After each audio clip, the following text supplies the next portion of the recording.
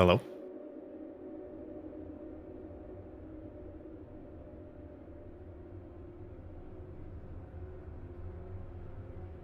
How's it going? Going good. How you doing? Pretty good. Excited. Stressed. Yeah, I'm just gonna let you know you are on stream right now. Gotcha. Hello, stream. I don't think I literally just started, but I haven't figured out how to like deafen and do my mic at the same time. So, but why stressed? Just because this is the first episode of the new chapter? It's just been so long, and so I'm like, I know that there's expectations built up, and I'm like, I got, just the the feeling that I have to meet expectations. Is maybe stress isn't the right word. It's more of an anxiety. So I think that, well, one, don't put so much pressure on yourself because our expectations. I mean, I don't think we have like high. I'm sorry. Like, how do I say this? We are gonna enjoy it no matter what. So don't put too much pressure on yourself because it's gonna be fun. okay, sounds good. uh, yeah, I mean, we're definitely moving forward in the story. Yeah. And I hesitate to say this is like session 1 of chapter 2 because it's kind of like this bridge session to Okay. get us to chapter 2.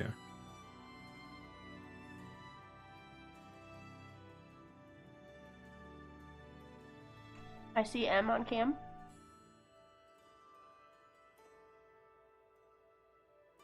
Eating cookies. Mm, pizza.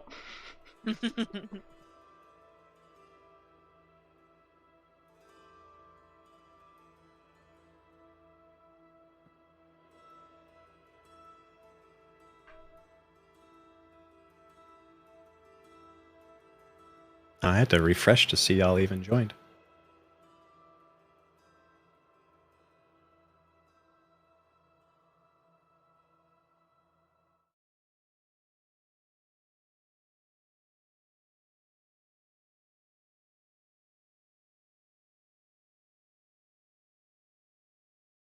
Unmuted. Is Bardbot playing anything? Yeah, I'm going to use Bardbot a lot today, more than the in.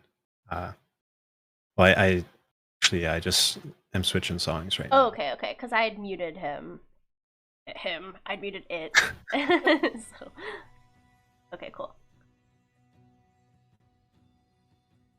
I'm so excited. I feel maybe I shouldn't say how excited I am because I don't want you to think that it's like it's gonna be a letdown. It's not gonna be a letdown. I'm just always excited to play nowadays. It's just been so fun the past, I don't know, past like 5 or 6 sessions of, yeah. Yeah, I know the last several sessions have been pretty tense, pretty high energy. So just to, yeah, the tension isn't going to be nearly as high for we're not fighting heroes of the city or reaching a climax of mysteries that we've been working on for weeks.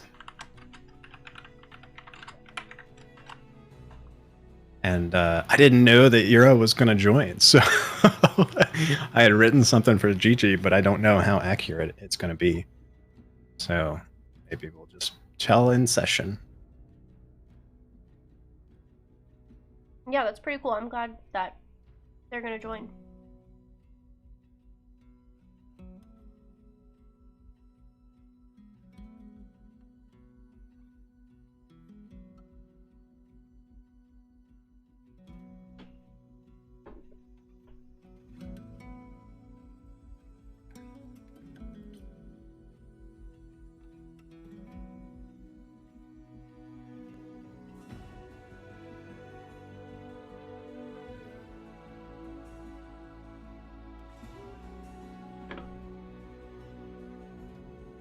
Yeah, Nexus. Also, I got a new mic, so does it sound any different, better, worse? Sounds good. Sounds about the same to me. Cool. You honestly, I think, sound a little bit louder and clearer, so. Awesome. Plus, it's all around.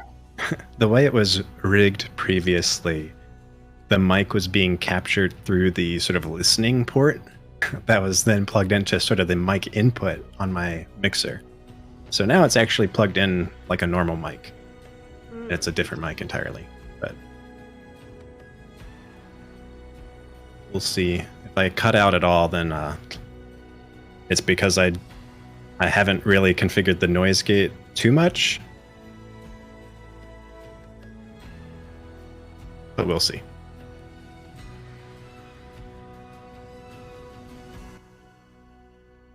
I'm still playing with the volume of BarkBot, so if it jumps around, I'm trying to find a happy medium. Cool.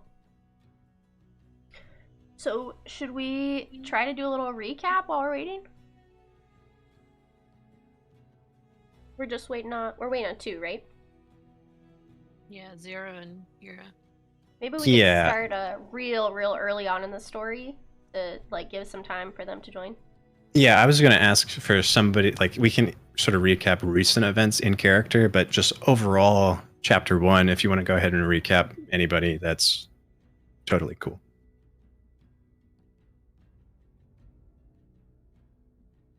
Well, we started out being recruited by Hawthorne.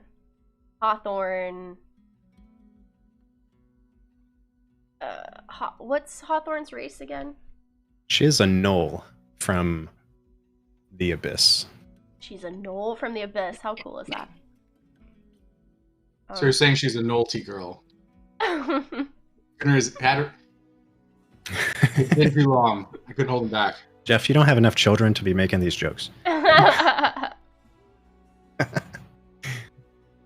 So Hawthorne, the gnoll from the Abyss, recruited us to investigate these disappearances that were either from the Blood Harbor Ripper, or they were occurring because of someone or a group of people potentially that were known as the Ferryman.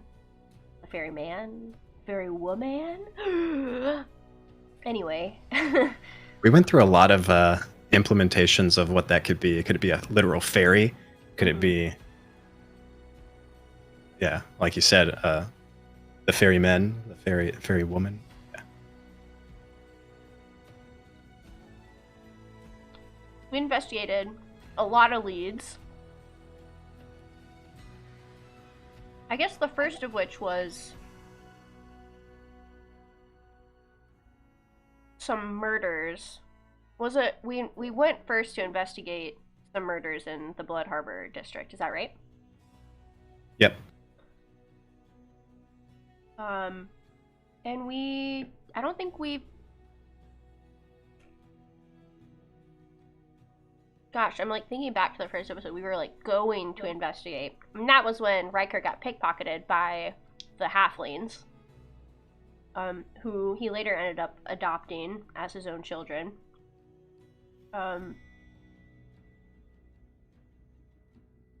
We met with Mr. Deaver. Yeah, I don't know. I don't know that we found out very much. I can't even remember like where that led. Yeah. So Mr. Deaver, sort of the proprietor of an orphanage and probably some shady dealings overall. He was suspect initially, but that first session you investigated a place called Humbaba's, which a disappearance had taken place the night before. You interviewed somebody, and along the way you had got your first glimpse of Gorm, the champion. Oh, that's right, Gorm. Since then, you continued to investigate establishments, finding a secret passageway into a sewer system below the city. This sewer system was investigated a couple times. Eventually, you uncovered that the ring, the sort of centerpiece of this abduction system, took place in the sewers, and there was a portal, presumably to hell, that was down there. It's since gone dormant. Oh. But most of the giant abnormalities have been cleared out, and there's not much else left down there. Yeah, y'all did get eaten by a frog down there once, or a couple of y'all got. Yeah, I was gonna say I didn't get eaten by slurped a up by a frog. Yeah. One of the members of the Decagon, Counselor Karen Triptych, Karen being a literal Karen and actual Karen from the River Styx, turned out to be the head of this ferryman operation.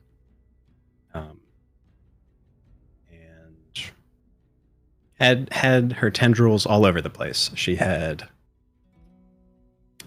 Yeah, she was essentially having people take out loans to renovate their establishments, but then holding that amount of money over their heads, right? But saying, like, if you do these renovations, well, I guess all the renovations were putting in these trap doors to steal people away, right? That's kind of the assumption. Yep. To ferry them through the portal to gosh knows where. We assume the Blood War. Yeah. Speaking of that, there was a couple foreshadowing moments to this perpetual war happening called the Blood War. It's between the residents, the denizens of the Abyss, and the creatures and army of hell itself. Supposedly, there is some hierarchy or system to this, where after a certain power is upset, denizens of the Abyss have begun to leak into the crime plane, the world that you all know. One of those outpourings, overflows of a demonic creature happened during this concert, which is where the Cloudbreakers were playing, and where one of the government officials was murdered, along with many others. Fortunately, everybody was there to deal with the problem and not let more people die. And the Cloudbreakers are this band they have like pirate origins, I think, or like origins on the sea, and that's where they met Hawthorne, or rescued Hawthorne from the Abyss. And yeah, you all uncovered Sinbad's history, which was that Hawthorne was the first person he had recruited for the Cloudbreakers. He had been transported to the Abyss, where he met and dealt with Crataeus, the mother of the god Scylla, which is from our previous campaign, Scylla being a moon god. She is unhappy with the death of her daughter and has something at play here. She's probably the reason why the oceans are so fucked up and nobody can really sail over a lot of open water. Eurus says, "My food is in the pan on the stove."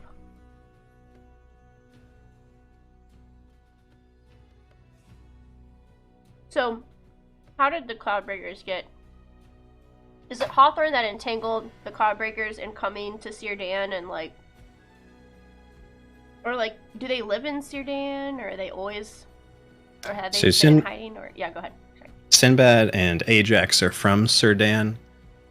Hawthorne has now sort of taken up residency here everyone else from the Cloudbreakers has sort of been picked up on their travels, and Serdan's kind of a home base in a way. So they'll come back every several years, and yeah, they'll tend to play concerts wherever they go. But yeah, the order in which the initial order of the Cloudbreakers was Sinbad, then Hawthorne. They picked up Khalil, then the rest sort of followed after that. And yeah, Gigi and one of the Cloudbreakers, Nariko, have sort of a history. They have a similar origin, coming from these Crimson Lands to the north, the northern side of the Landscar, which is this giant strait of water. Runs for several, like, what did I say? Like 1,000 miles or something like that, as far as how long this basically stretch of water between two continents is. Though it's not exactly an ocean. It's not really. Like, it's supposedly the result of this battle between godlike beings millennia ago, like a long ass time ago. So even before the Protectorate stuff. Yeah, this would be one of the earliest things to ever happen, which Serdan then sort of settled on one of its banks eventually.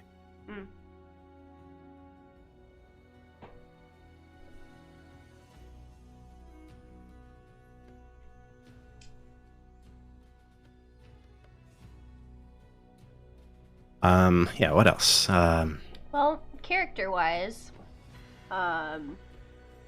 we've got Ardenora, Maeve, Riker, Gigi, and Theodora right now, right? And we started off too with Cecil. Thank you. Bastard. And so Ardenora's sister has gone missing, and we strongly assume she may be somewhere in the Feywild, but we don't really know where she is. And so on this quest, that's one of our side quests, right? And then yeah, Maeve is looking for a friend. Yeah. And Mari? I steal. And like frogs. And the sewers. And the sewers. Yeah, Maeve was the biggest reason we were investigating the sewers so much. It was the only reason we were in the sewer. Good thing, though, because that was where we needed to go, apparently, so. Yeah. It all worked out. so both of them are looking for folks still. What are Ardenora, or what are Theodora and Riker's motivations right now, and how have they sort of changed from the beginning? I'll let Theo go, or Rose. I don't know what Jeff called. I think it's Rose.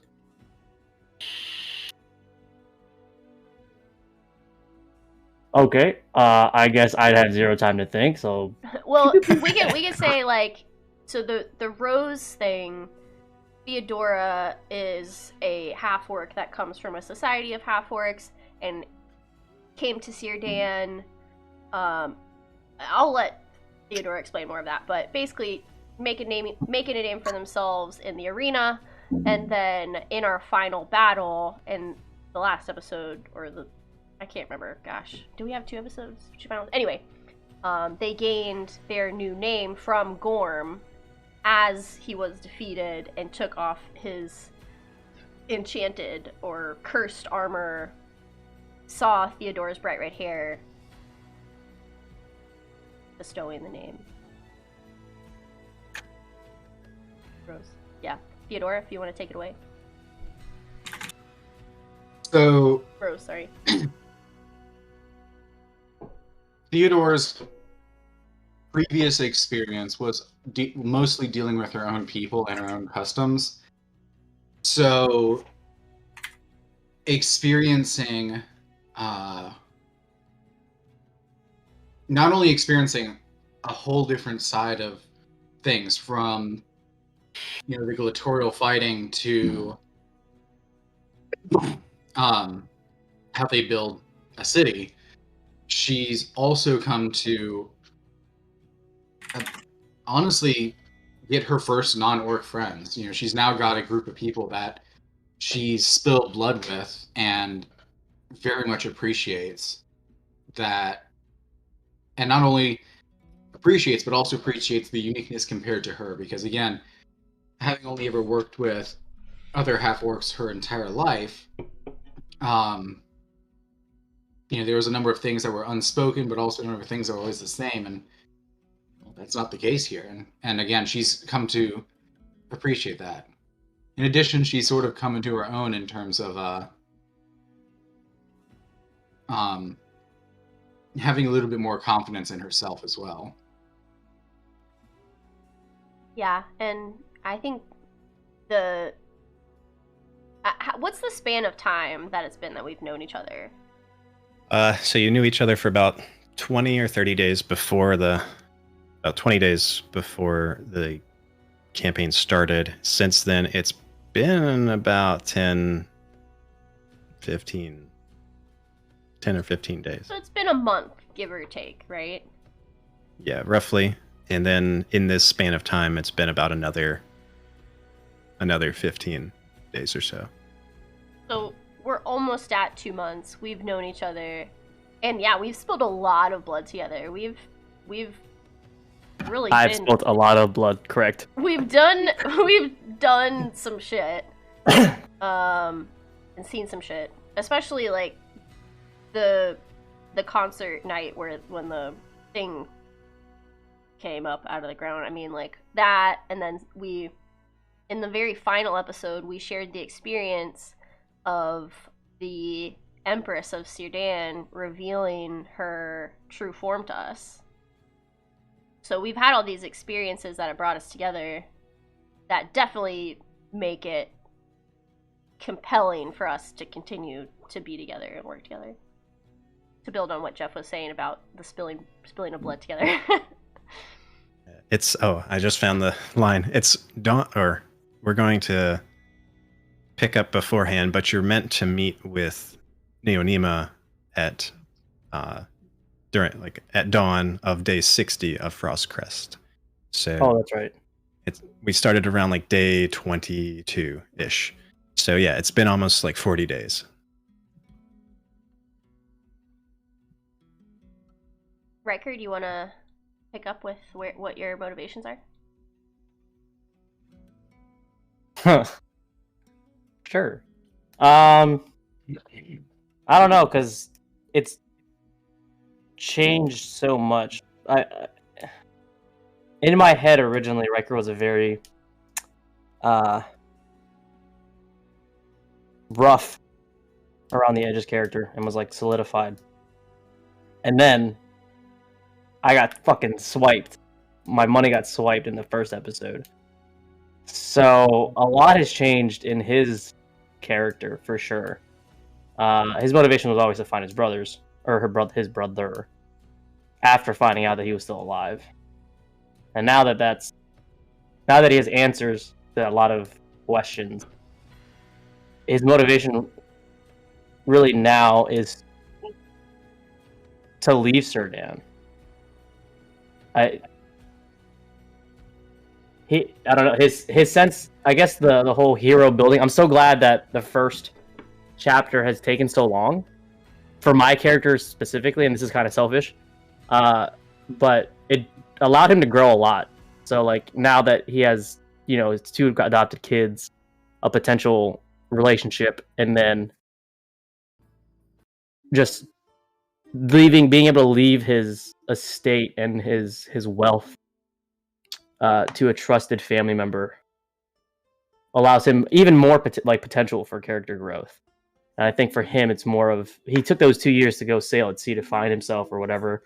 But now this is just another step for him as to lean more into that heroic role. So very excited to see what, I guess, his motivation will be. I mean, I would say right now his motivation is to keep Ardenora safe and his party safe. And And maybe it's- you'll find more kids along the way. Whoa, Oh chill my out. Hold gosh. up. Oh my god. Hold up. Hey, they're not Pokemon. We're not going out and collecting. Jesus. I need more Robins, though. That is true. We need to collect orphans, so you have a triage of child assassins. Oh my god. The problem with that is I'm gonna find the Joker and I'm gonna get beat up by a dude with a crowbar and wingtip shoes. Gosh. But yeah, I would say that his so far his motivation is to see where his no, his motivation is to be like Sinbad for sure. But it's really to keep his potential wife safe. Yeah, I mean, you come from this noble background, and we found out later that it actually turns out you were adopted. And Ardenora comes from this, like, crafter's home, furniture maker, where, you know, it feels like she's adopted because she doesn't, like, she's a different race than her father. So, not to mention, it was revealed that we're both changelings, and yeah, I mean, there were a lot of similarities there that would make it compelling for us to stay together, I would say. Yeah.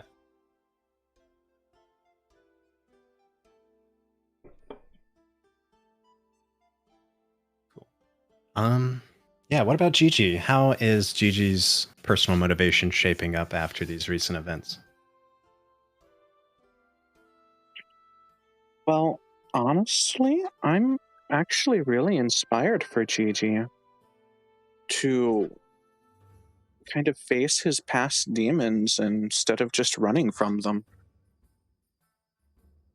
He's got a lot of shit that he went through personally, and now he's safe. Like, he can talk about it. Getting to meet back up with Nariko and seeing someone who was in a similar predicament to him but is now able to live freely, that's kind of was a big eye-opener. So when I eventually get back to my computer, because I'm standing in front of a hot stove, you guys might notice that Gigi's name has changed a little.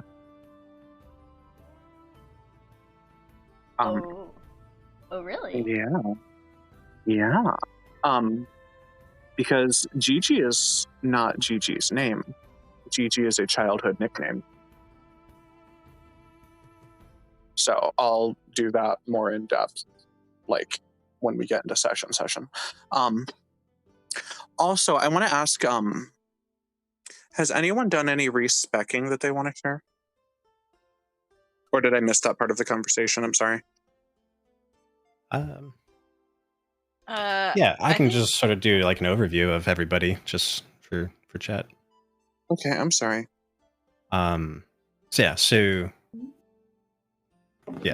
Ardenora Favilla is our changeling archfey warlock. Gang.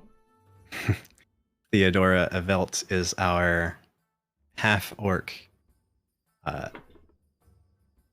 Hexadin. I fully just half-orc the Hexadin title. Yeah, she's also She's an upcoming star in this gladiator arena. Gladiatorial. There we go. Gladiatorial arena. Gladiatorial arena. Nickname or stage name being Rose. Riker Crestshine, local nobleman, is also a changeling who is a multi-classed bard rogue. And Maeve is now a sorcerer cleric. She's a Harengon. Rabbit folk. And Gigi has become the same but simplified. He is now strictly an Order of Shadow Monk. Because I couldn't handle multi-class. I tried and I couldn't. Understandable. Yeah, my brain is not that big. And our party is now officially level 7 after their recent We level up.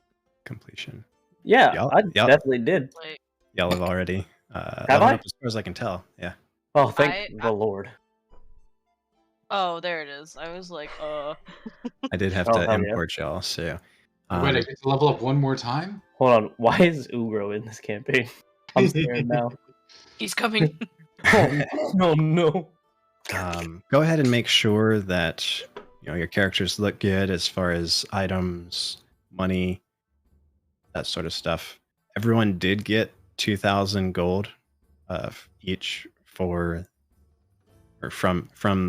the crown, essentially, for saving the city from this disaster. Oh, I have 0 gold. I have like. I also have 0. Yeah. Well, yeah. Like no gold, basically. I have 10 gold. Yeah, I have 8 gold. I'm rich as fuck. I stole it all. Theodora, you had 1,510 gold pieces on your level 6 character sheet. Oh, So should we you're just pretty- reference her? Oh, sir, I'm poor as hell.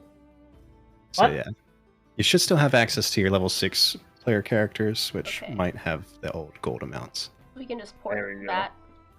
Yeah, you can take that over and add in your fat stacks. Fancy X. How much was it? like, 1,000? It 2,000, so 200 2,000. extra plat. What? 200 It's flat? 200 plat, right? Yeah. Damn, I'm kind of rich. We all are. We're all kind of rich. My boy got a lot of. Hold up, how much is a half plate? A what? You How see much is how a much half- is a halfling? Half plate? Plate. Half Oh. plate. Oh, okay. You were buying a person. I could. Yeah, half plate. If you want to pick that up, is would Riker want like the finest looking half plate, or Probably not. Not anymore. okay? It'd probably be about 800 gold pieces. Okay.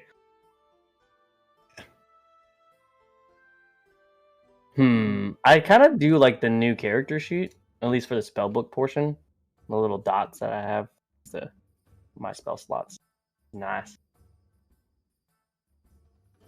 Okay, the free runner's armor's lit. What's the AC on half plate? Let's see here.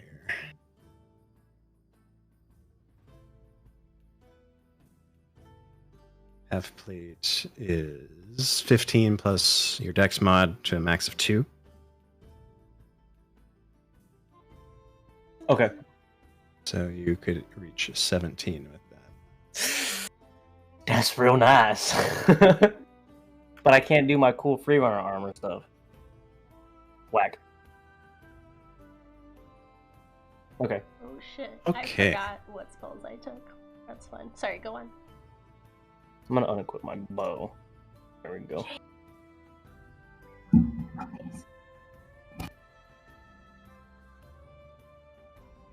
Cool. Let's transition over to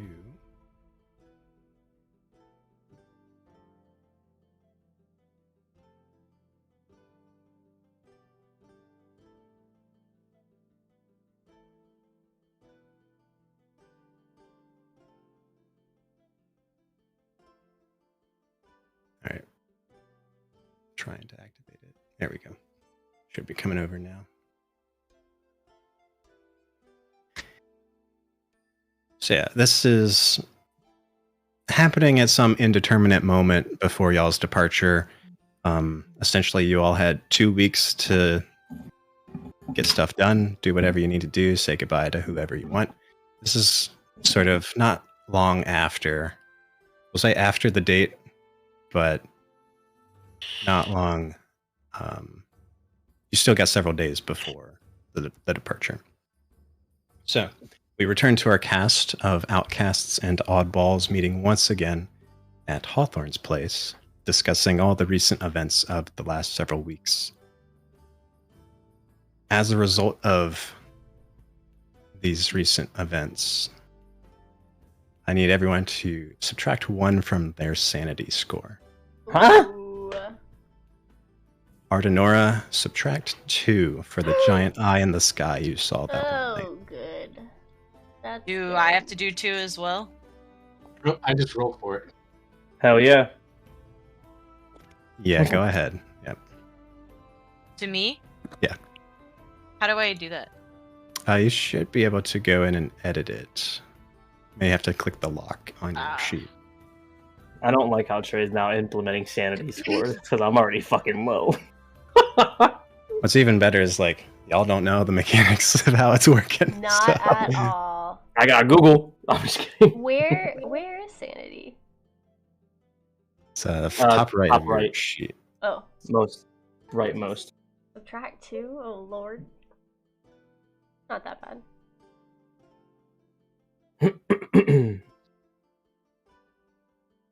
So yeah, we'll enter the scene with Hawthorne probably chilling in the bath. You all Hell yeah. doing whatever you wish, really. But there's a discussion happening. Would anyone like care to recap the mission itself that you all are on? We I like the are, way you can. we are being sent. Well, we had 2 options. One was to go find Elias in the mountains. The other was to go find Close. I don't remember what it was. Vestus. Yep. Vestus in an underwater city or in the sea somewhere. Hell yeah. So, and they are gonna help us, like, restore some type of balance, or they have some information. I don't know. I can try to do this recap. So we have the Empress. Iron Empire is going to war with the Dark Kingdoms, which is comprised of the Church of Chaos, the westernmost continent, Simic Combine, and Tauran Empire, Giants of the North, Southern Cities, and any remaining dragons. Dark Kingdom's agenda, Saudior is a progenitor, dragons that made the world, along with Bahamut and Tiamat. Looking for tablets of destinies, keys to the Tropic Trinity's defeat. So during the Tropic Trinity's defeat, tablets of destinies were scattered like Dragon Balls, allegedly, or that's how my mind works. Believed to be able to reverse the effect of exiled death of Tiamat, and then there's 7 total tablets of destiny. Like Dragon Balls are like jewel shards. In my head canon is like Dragon Balls. So the tablets are basically Dragon Balls. The shards of Sardior are basically jewel shards. Nearest is the betrayer amongst the gods, loved another god, so he killed 4 of the numbered. Straight asshole. Once 10, now 6, no longer impart their influence on the material plane. Amon, ally of Nearest, has begun to make emboldened moves against the material plane. Ferryman belongs to Amon. Ugi and Aloysius stabilizing the southern continent with the Philly Dogs. Gang to campaign 2. Maru is working against Amon. Maru is fighting the Church of Chaos. Elias is missing. We need to find him. That's the one we chose. Oh, wait, hold on. That is not the one we chose. That's at the Spine of the World. Giants of the North. That is Sinbad and his crew going to that. Vestus is when we're going to the Lord of the Lore. Vengir and Vetra's grandson went south. Peoples Beneath the Sea in Yis is also missing. And then we learned about our Jin Cherokees. Numa vessels. What? Of legend. Numa. The pneumonia. That was a legend, and they may be passed on to other people. So for the people going to the north, they're going to seek parley with the Giants of the North, finish Lost People's Quest if we cannot find them or hasn't been completed yet. Sea of Durok is where we were fucking sent to. It's the interstellar Sea of the Numbered. Emissary Vox was slain, served as a bridge. Nearest killed Vox. The Empress took us there because she's actually a Quaxley. Quaddle. Yeah, Quaddle. I put NPC Dasuma. Don't remember. But when we got there, there's big ass pillars of other numbered, tucked in their own spaces, and then we saw the pillars of space, strife, knowledge, mystery, creation, fate, and then we were told our Numa, Gigi was the pink clothed one with wind. Maeve was the long-eared one. Rabbit, bound to Neonema by fate. Riker, yellow-haired, is null, gang. Artie was black-haired, Dino. Cecil was angelic, lost the breath, and Rose was rose-haired, Dawn Walker. These ones I don't remember, so it says free of the curse of Mar. We did ask about it, and then there's something about resist the fanes of Mar, and then meet up back on the day 60 of Fresh Cross, year 152. And that's all I have. I don't know if that was... No, you nailed it. Oh, gang. Yeah, so Hawthorne's just like, what the fuck was that? what do y'all make of that? That's a question. I wouldn't know what to make of it more than you would.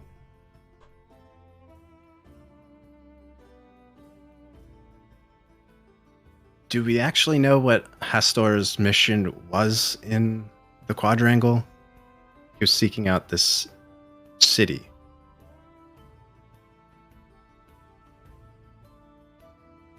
We are to find Vestus.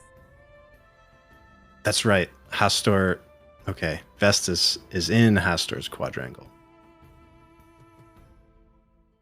I guess so.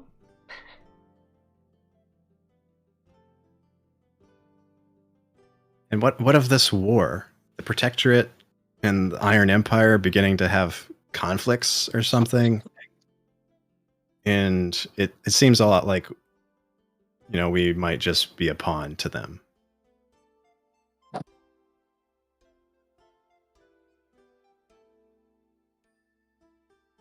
I don't know about y'all, but I'm not interested in being anyone's soldier. I'm with you there, but I feel driven to follow the instructions. Not only the instructions from the Empress, but I saw something weird. I don't know. It's not important, but I feel strongly driven to figure out where this Vestus character is.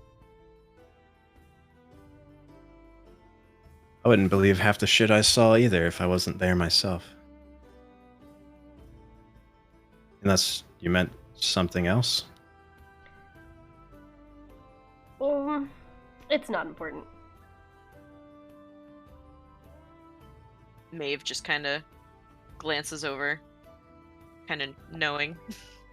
Something to add, Maeve? Nope. Nothing. Ardenora gives a questioning glance, like, wait, what? Did you see it? Gonna kind of shrug shoulders, look around, casual like. I don't know. What do you all make of that prophetic shit? Gods, tablets, some song. I didn't believe in anything before this, so I guess God, I'm inclined to believe whatever. After seeing the fates, or whatever they're called, seems like it could be real. I guess I was made a believer. Cynical at best, though. Yeah, I don't really know a lot about mortal gods, but I know there's plenty of Fey gods, so shit, could be real. Fey gods? Like who? Gonna like, you know. Oh shit. Sorry, Toby's like playing on my puzzle. Classic cat stuff. Yeah. You know, there's a lot of them. It's kind of hard to go through them all.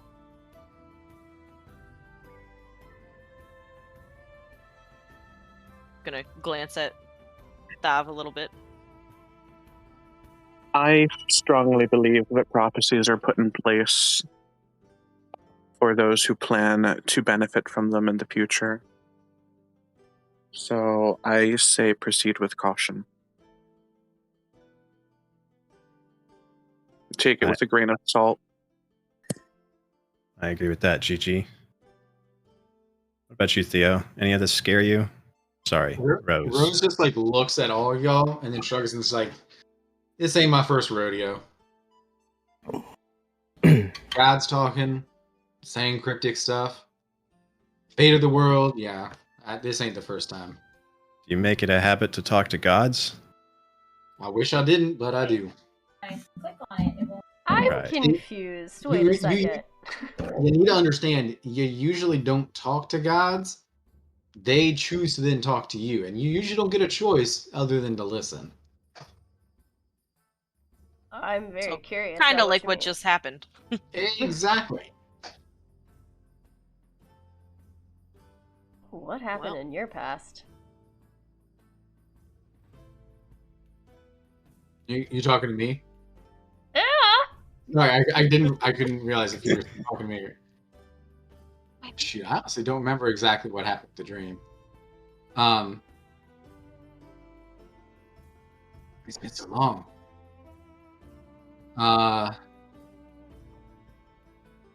Could I give a little bit of divine intervention from the DM for helping me do that? Yeah. Let me. Here's the one I wrote down with the character backstory. Actually, wait, did I write it down? Thank God for my Control F here.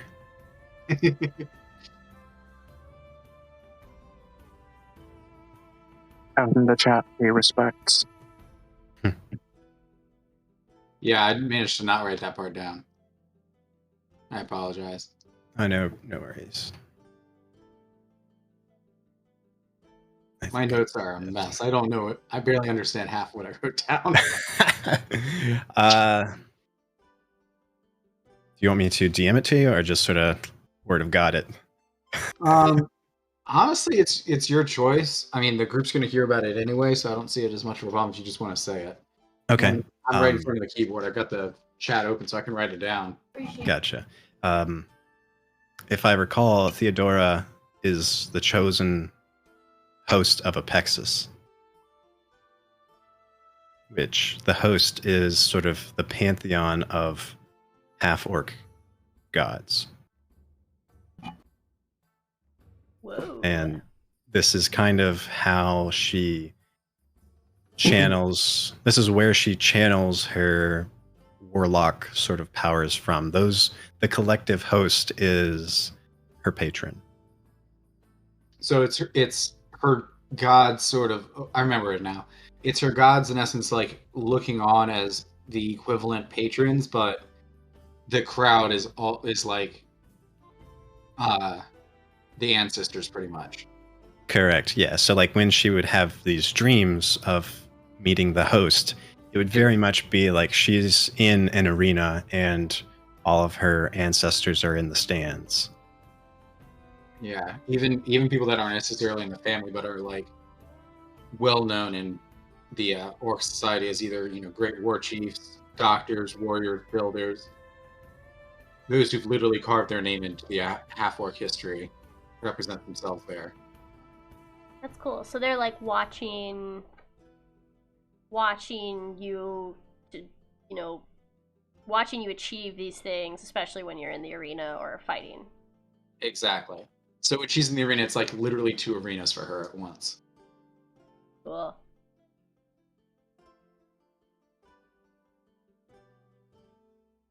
So yeah, Patron saint is the masses. yeah. It Sure. seems like in a sort of Valhalla kind of way, Yeah, Theodora's driving force is to join the host after proving herself worthy. Mm. The host, like there's many places in the afterlife, endless fields, feasts for ages, but the host is where the greatest half-orc warriors gather.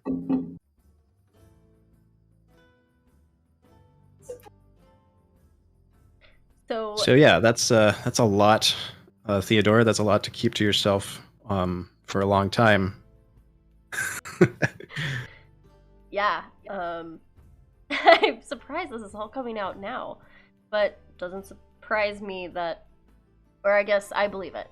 I'll believe anything at this point. Well, see, the thing is, when I did first come to the city, the few people I did tell parts of this to, you know, they didn't believe me at all. Even the other half orc, I've forgotten his name, the other half orc who was running the lower level arena, who hadn't, you know, really ever grown up in the Expanse, he really didn't understand either. And it just, it felt, the more I talked about it, the more people felt that it was something evil. That's unfortunately how I earned that title Herald, just from a few people mentioning this to them. So I felt it was, especially in life and death situations that we tend to end up in, it was better to keep it on the down low until I felt not only did y'all trust me, but you'd believe me. Fair enough. All right, so we got some gods on our side, which I think is a good thing. I pull out a cigarette. We should. Rose, you are a very dear friend. Of course I believe you. I'm gonna be honest. It's very relieving to have y'all's reactions just as casual as it is. Like,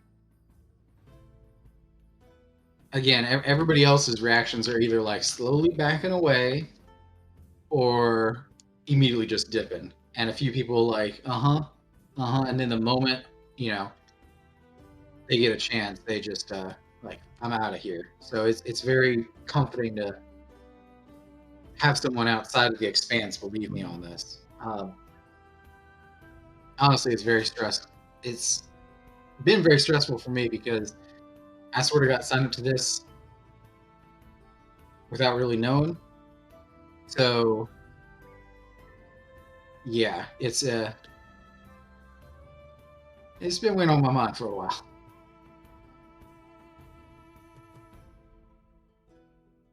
Well, it's good that you're getting it out now. We should probably go over supplies and crew for this. I don't know if I've told you yet, but the Navy of Sudan has gifted us one of their smaller brigs. Should be sufficiently small enough to avoid drawing attention, but flexible enough to meet our needs. So, fairly fast vessel. They asked me to let them know if we wanted to rename it, though. What's his current name? It's currently known as the Salty Winch. You got a better one? Name it I the vote High to keep Wind. something similar. High Wind. Black Pearl. Salty wench. I kind of like it. I also like the salty wench. Something involving death. Got something in your throat, Riker? Nah, just the cigarette.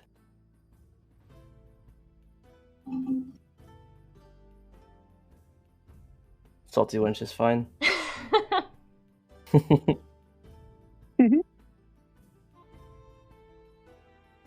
All right, well, let me know if you change your mind.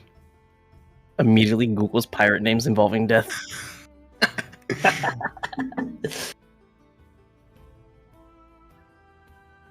Yeah, this ship's probably worth about 10,000 gold. So Let's sell the ship and buy a try smaller not one. to lose it.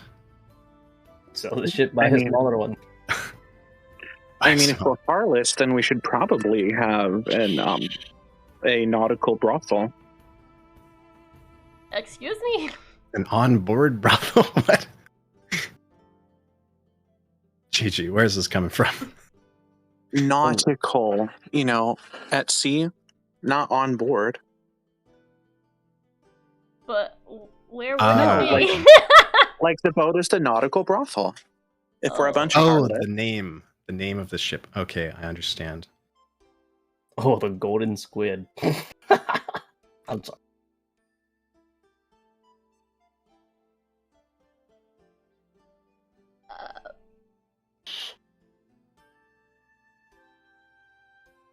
Who's coming with us? Half a dozen retired sailors or friends of Belly or Riker have come forward to assist Who? us. From me? Yeah, they say they know you. What's their names? Pulls out a book. The first guy, he just goes by Hooked, and then the second guy says, Golden Teeth is what he said. Aye, okay. They're good people. They're good folk. Oh, Hooked and Golden Teeth are good Right. people. Great. Just don't turn your back towards Hook and don't look at Golden Teeth in his mouth. Maeve's gonna Noted. smile and just be like, "Oh, a challenge! Maybe you don't want to look at him in his teeth. I want to steal his teeth."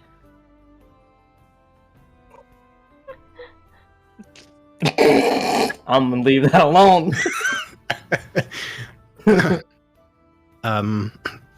Yeah, Cecil, who's been with you here, but quiet, sort of timidly motions and says, after exhale,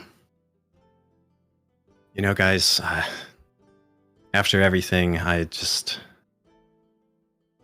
don't think I can go. I'm not a hero, and I can't leave the people here alone while I'm still trying to help them. Right, you're spooked. When the fuck did you get here? Oh, don't do that. Some of us can keep our mouths shut. No, But- well, There's still cases to solve, and I have an obligation to the citizens. I just can't leave Reginald behind. he'll die soon anyway. Nah, I mean, that's right. You should probably take care of your old man. It's fine, Cecil. Do what you need to do. I'm sure the detective stuff will work out. Yeah, just forget being, I don't know, whether you're a god or something, right? Yeah, I don't know anything about that, or what those things were saying, but I meant because you could literally turn into a... I flying can't thing. explain that, and I feel like I need to discover what that is before I go anywhere to try and save anyone else. I need to know who I am. Makes sense. But there's still several books in the library that seem to have valuable information for the mission. So I'll read through them, and if I find anything, of course I'll see about passing that information to you. Well, the estate's always open to you, should you need it. I appreciate that. He's gonna Sure. clasp his shoulder. For right now, all I can offer is this. And he unpockets the time piercer's hourglass hilt, Swipes it. and he sets it on the coffee table in front. It's just sort of like watching you like make this dramatic swiping motion to grab it. It's like, yeah, I figured you could use it best. I just thought it looked cool. Right, it is cool. You want to make a blood pack? A blood pact? Yeah, like and you make a pack and we cut each other's hands and we shake. What does that do? I don't know. It just looks cool. Right. I'll pass on the pact, but how about a promise? Oh. I already owe you one promise. Kind of asking a lot here. What was the last promise? I don't remember. Not to kill anybody. Oh, okay. This is horseshit. Well, if you're not in Sudan, you can't kill anyone here, so I don't... Problem averted. Coughs. My kids can. You're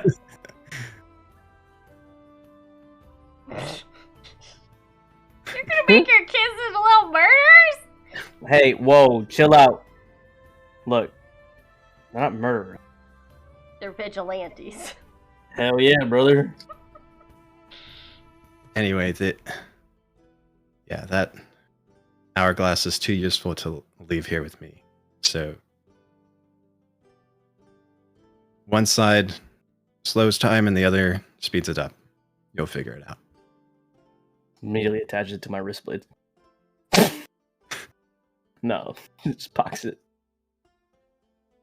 Right. Do- Well, Sorry, do we have a bag of holding? No, right? Don't we? Hawthorne does. Okay. Makes sense. Sorry. I mean, of course, Mummy Hawthorne has everything we need. Yo, she's got the Griffin saddlebag, bro. She's got the super duper bag of holding. Hell yeah. It's a superior holding bag. It actually, over the table, when you place like a handy haversack, portable hole, or another bag of holding inside it, it eats it. Like it doesn't explode. Does it like absorb the contents, or just does it like spit them out or something? It spits them out into the astral plane. Oh, so shit. they disappear forever. Yeah. Oh shit. I mean, Oogie can traverse the astral plane. But it's made good, so it doesn't explode. Like create a black hole. I mean, made good. Good built bag. for tough. Good, Sorry. good bad, made good.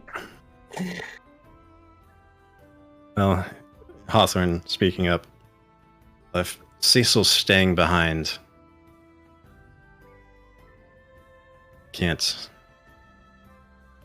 leave you all to your own devices. He was the brains of the group.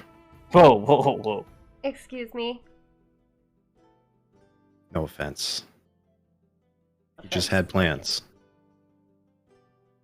Too many plans. Be that as it may. I'll tag along if you want me. Otherwise, I'll stay retired. Yeah. We want you to come, Hawthorne. I mean, I Back. don't know. You guys... Alright, well my vote's yes. Fuck. I vote yes. I rolled for it.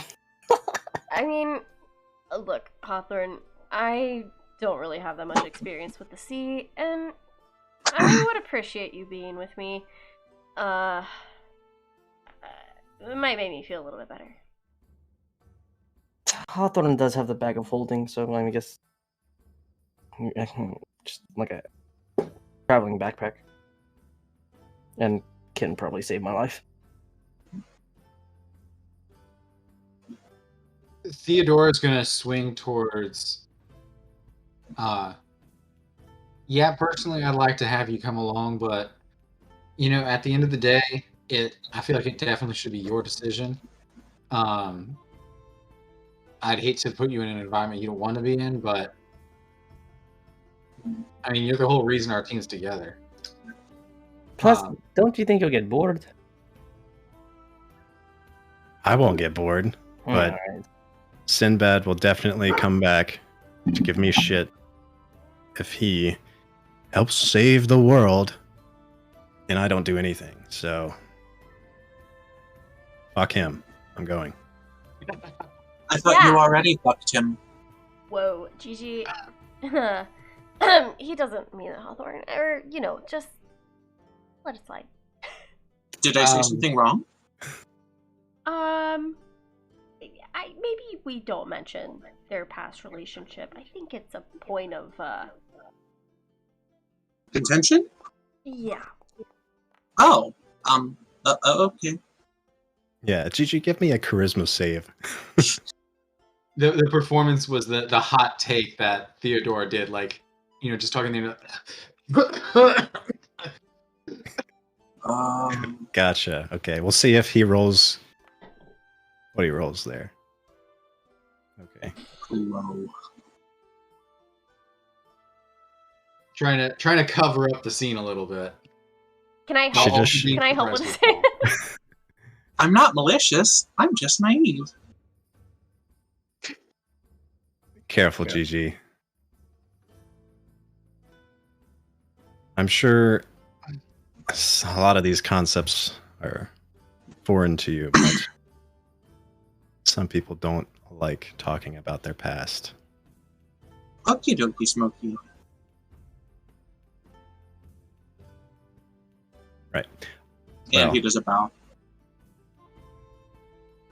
Now's the time to sort of talk about magic items, what you want to disperse, anything like that. If you need to Let me. prepare to buy anything, I'm not on. because Hawthorne's, yeah, there's still a few days left, but probably best to just sort of hash it out. How, if you want to in character, that's cool, or you can do it over the table.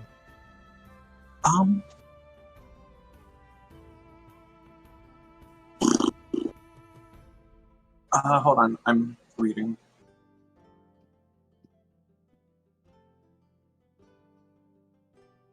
So, magic items that I have. It's pretty much just the Locket of the Stolen Heart. Oh, and the Hedonic Motivator. She's definitely not giving up at any of those. I don't think she's... I also still have the Aged Goodberry Wine. It looks like... I'm gonna figure out how many I have left, but I have a couple uses left of that. So, I don't think she needs anything else, but that's what she's got. Oh, I also need let me know stuff if you want just to for attune to later. anything you have or just got. Or I would whatever. love to attune to both of my items. I would Yeah. love to attune to my knife. Do I have to I attune a time piercer? It does require attunement. Yep. Fuck. Okay, just the Yeah. hedonic motivator requires attunement, so. Fine, I will attune. I'm sorry, I'm good. I want to attune to the staff. Yes, well. Okay. So I'll just go through everybody's sheet here. So Ardenora, you're attuning to the hedonic motivator. Mhm.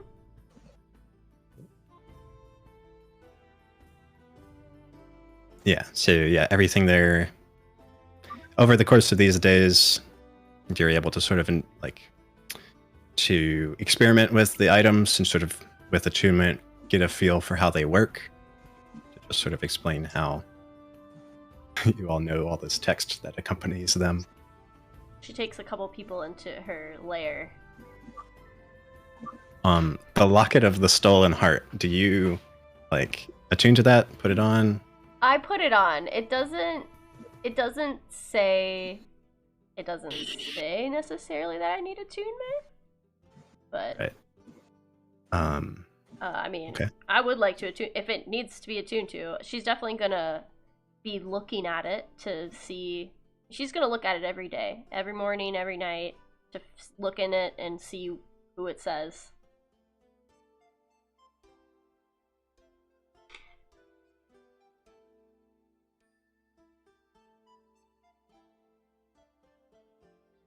Does it need attunement? It yes, it does need attunement. Okay. She would like to attune to it. just so you guys know, I'm making a basic list right now in an Excel sheet of just what each person has on our list.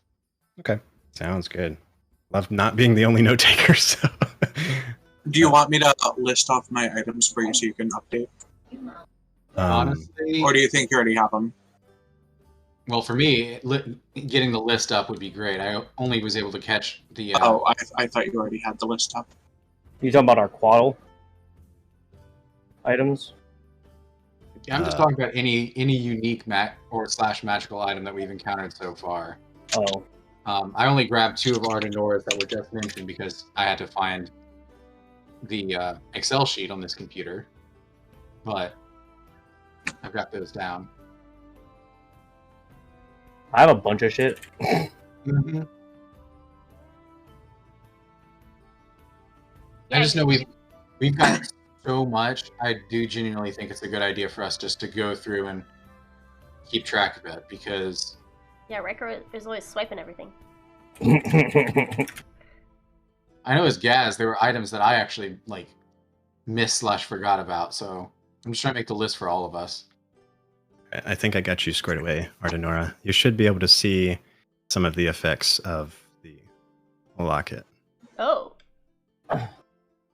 I would also. I think my reach bow, or my short bow, my Quaddle's Herald's Reach, and my Liar's Lyre needs attunement as well, unless we're assuming that I've already been attuned. Yeah, I think they all do. Let's see. Yep, I've got everything on your Herald's dagger is good, Chi-Chi. So Okay. you should be good. Alright. I do need to go into town and purchase supplies. I would like to buy some empty flasks and let's say, how much is 1 platinum when it converts to gold? 10. 10, okay. 10, 20. So 2, 4, 6. All right. I think everything you have, Maeve, is good. If you want to attune to that stuff. You've also got the Toadstone, which was a gift from... Okay. I want to go into a shop and I want to spend 5 platinums worth of materials so that I can craft potions of healing with my alchemist kit and also the medicine box. Okay, let me see here. Because to craft a potion of healing, I need an empty container, and it's about 25 gold pieces worth of materials, and then it takes a day to craft a potion.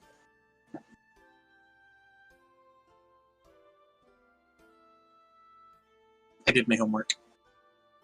Yeah, I'm kind of curious where you're... I went to the D&D Beyond forums because I couldn't find an actual page on it. Yeah, that might be... Or, I'll just buy 5 potions, because there are... No, we have Hawthorne, 6 potions. I'll need 6 potions of healing. Because I can just keep the flasks and reuse them, can't I? So What do you you want to think try and make your own potions of heal- healing with Yes. some flasks that you purchase? Yes. Materials. Okay. Yeah, I'm going to say, we can absolutely try. It's going to take some checks and some time to do it. Yeah. And Because I have the proficiency in medicine and nature. Yeah, you've got proficiency in the correct stuff. You've got proficiency in both alchemists and herbalism kits. So yeah, we can absolutely. Yeah, so that way we have some backup sustain. I'd just like to be able to make potions. Okay. So Yeah. I'd like potion supplies while we are on port. Sounds good. So 5 plat to get enough materials to attempt to make 6 potions of healing. Is that? Yep. Okay. We'll do the checks. I'll ask for them when we find time to make them. Yeah. Cool. Maeve, what did you say you were attuning to? My staff that you already did, I thought. Okay, cool. Just wanted to make sure I had it. Okay. All right. Riker, you've got a Yeah. lot. Yeah, I made a thread. Oh, okay. Oh my word. Oh my god. You've got a fair bit to select from. How many do I need? So the wrist stiletto is something you wear. The tattoo requires attunement. The Liar's Lyre does not. Free Runner's Armor does not. So the Liar's Lyre does. It does? Acquires attunement by a bar. Yeah, I see it. Okay. Riker. So I'm assuming Masquerade Tattoo, I already have attunement with. Liar's Lyre, I have attunement with. Mockingblade, I would have attunement with. Right, yep. So you'd have to unattune to something to attune to anything else. So basically, if I unattune from the Mockingblade, I can't use it as what it's supposed to be. Right, it just becomes a non-magical sword of its size. I mean, I kind of like that because it's a light, right? It's a finesse weapon. It is. Yes, it is a finesse weapon. Yes, sir. Okay. Yeah, I'll take unattunement from Mockingblade for the Quaddle. Okay. Cool. And yeah, if you sort of quote unquote unattune to your tattoo, go it ahead. Doesn't become inert. It's just like inactive. I mean, it doesn't disappear. It just becomes inert. That's what I was going to change it to. Because everyone knows, because I only use the Masquerade Tattoo to hide the fact that I'm a changeling from my party. Okay. So we'll do Masquerade Tattoo. But I'm keeping that tattoo because it's fucking sick. Yeah, Dino, when someone attunes to 3 different Coatl items, they get a flying speed. They get Flight of the Coatls. While you're attuned to 3 items with this property, you gain a flying speed of 30 feet. Yeah, it's kind of busted. Which is pretty interesting. However, yeah, that's it doesn't have to be used right now. That's why I was curious, because we've technically got 4 items. However, they're all really good. So, like, I was just curious about everybody's opinion on that. So we could make the ship fly? Is that what you're saying? Oh, no, a person could fly. Oh. Yeah, for Theodora, I think only if you use your shield does it require attunement. I think everything else is just what it is.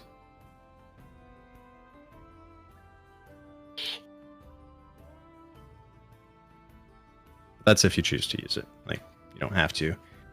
How do I choose my attunement? I'm curious, does anybody else have a shield proficiency? I was just thinking this. I don't think anybody does. No. Nah, dog. What the fuck is a shield? Oh, I do. I'm kidding. I'm kidding. I'm kidding. What? No, you don't. You just I have. know, I was kidding. I'm like, what are you talking about? How do I attune? So certain things will have a little star next to them in your inventory. Not everything does. Depends if it's set up a certain way in Foundry. None of my things do, except for my Masquerade Tattoo. Right. So it's just a matter of Keeping keeping the 3 things that require attunement equipped. Okay. So I will edit my... Yeah. Hawthorne has the Numat trick tubes, which allow communication with the sister tube. You can slide a letter or something that fits in the cylinder, and it'll appear in the other tube as long as they're on the same plane of existence. And she also received the Tide Turner, which lets her track phases of the moon, time between dawn and dusk, and time between high and low tides. Wait, what was the last one? The Tide Turner? So, Secret Tube, what was it called? Oh, Numat's Trick Tube? Trick Tube.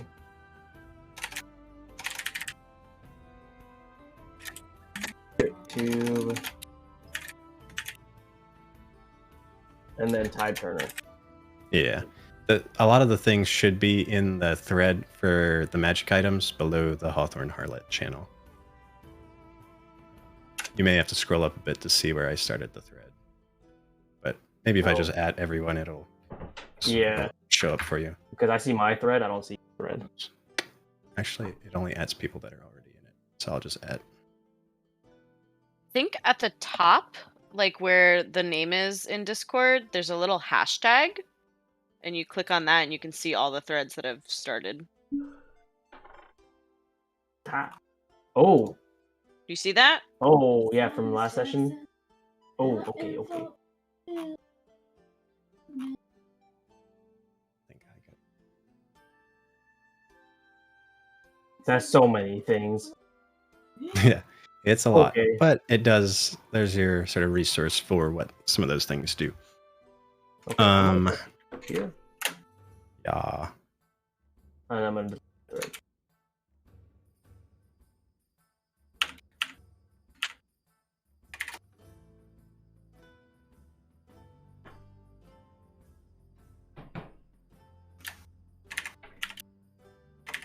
Yeah, so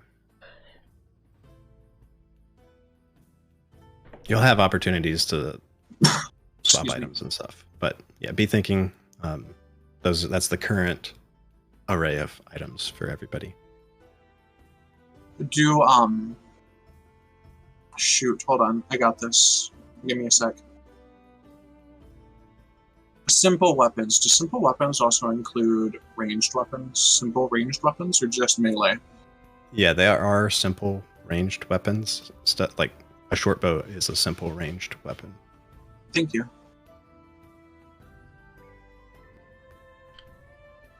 Let me fly. I forgot about the pomade of 10,000 styles. Hell yeah.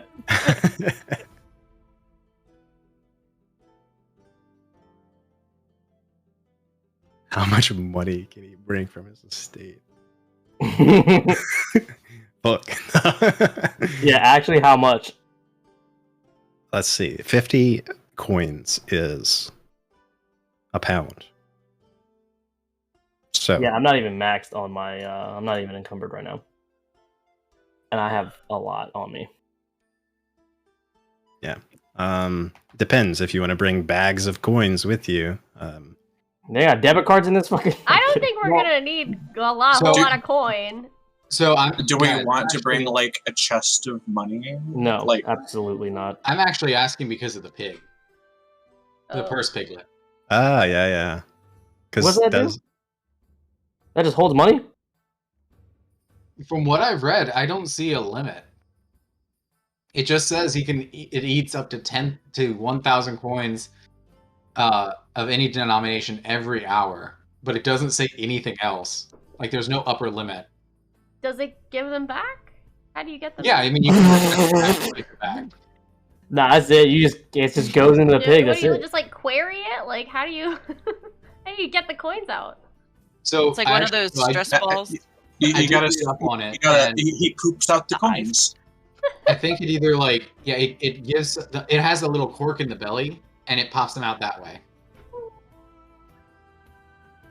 Yeah. I'm gonna say there's no known limit yet. So Yeah. I mean, have you watched Toy Story? He's just got a little plop out his belly and he spits out money.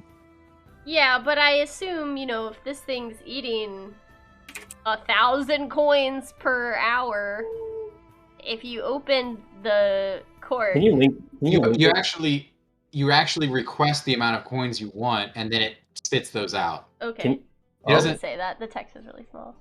There's a lot of text. I agree, but I looked into it. Okay, good. Where's the text? I love that item. It's so cute. It's below Ring of Roses.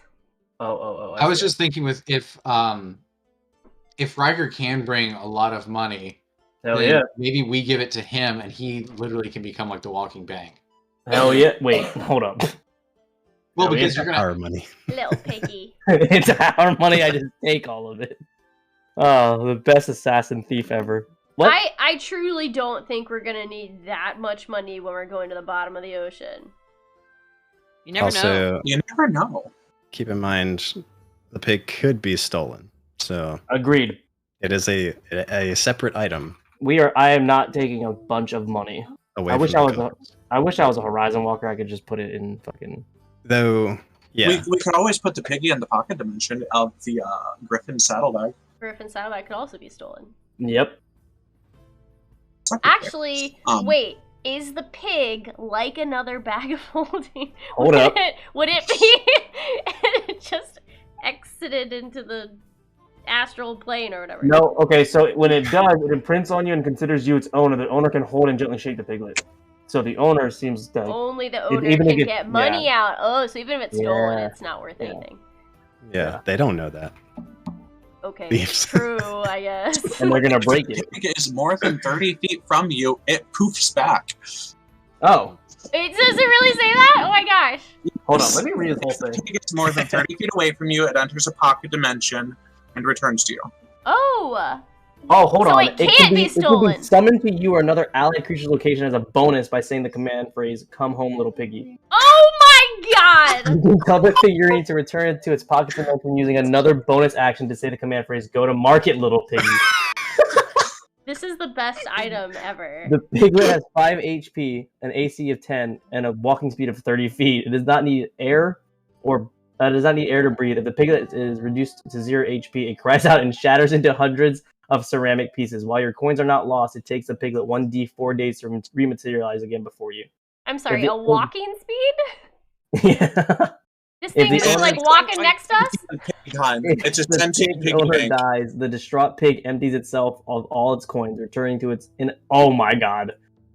inanimate ceramic from atop of whatever coins were inside of it. I cannot carry this thing. If you die, it dies. Dog, I'm the worst person to carry this thing. I thought love Theodora had the pig. Yeah. If the pig's owner placing the piglet inside an extra dimensional space created by a bag of holding, portable hole, or similar item, instantly destroys both items and opens the gates of the astral plane. Okay, When this happens, the so, piglet is permanently destroyed and the contents are lost. so The gate basically, originates where the item is placed. Yeah. for the Griffin's saddle bag, it would just be into the astral plane. We find another bag of holding, right? Hear me out. And then we use the piglet and the bag of holding as a nuke. No. Yes, I Is like that it. your suicide bomber mission? Damn it! I wish I was fucking okay, next Ugro. question. Can Dov ride on the pig? 100%. Absolutely. Can the pig ride on Dov? Oh my god.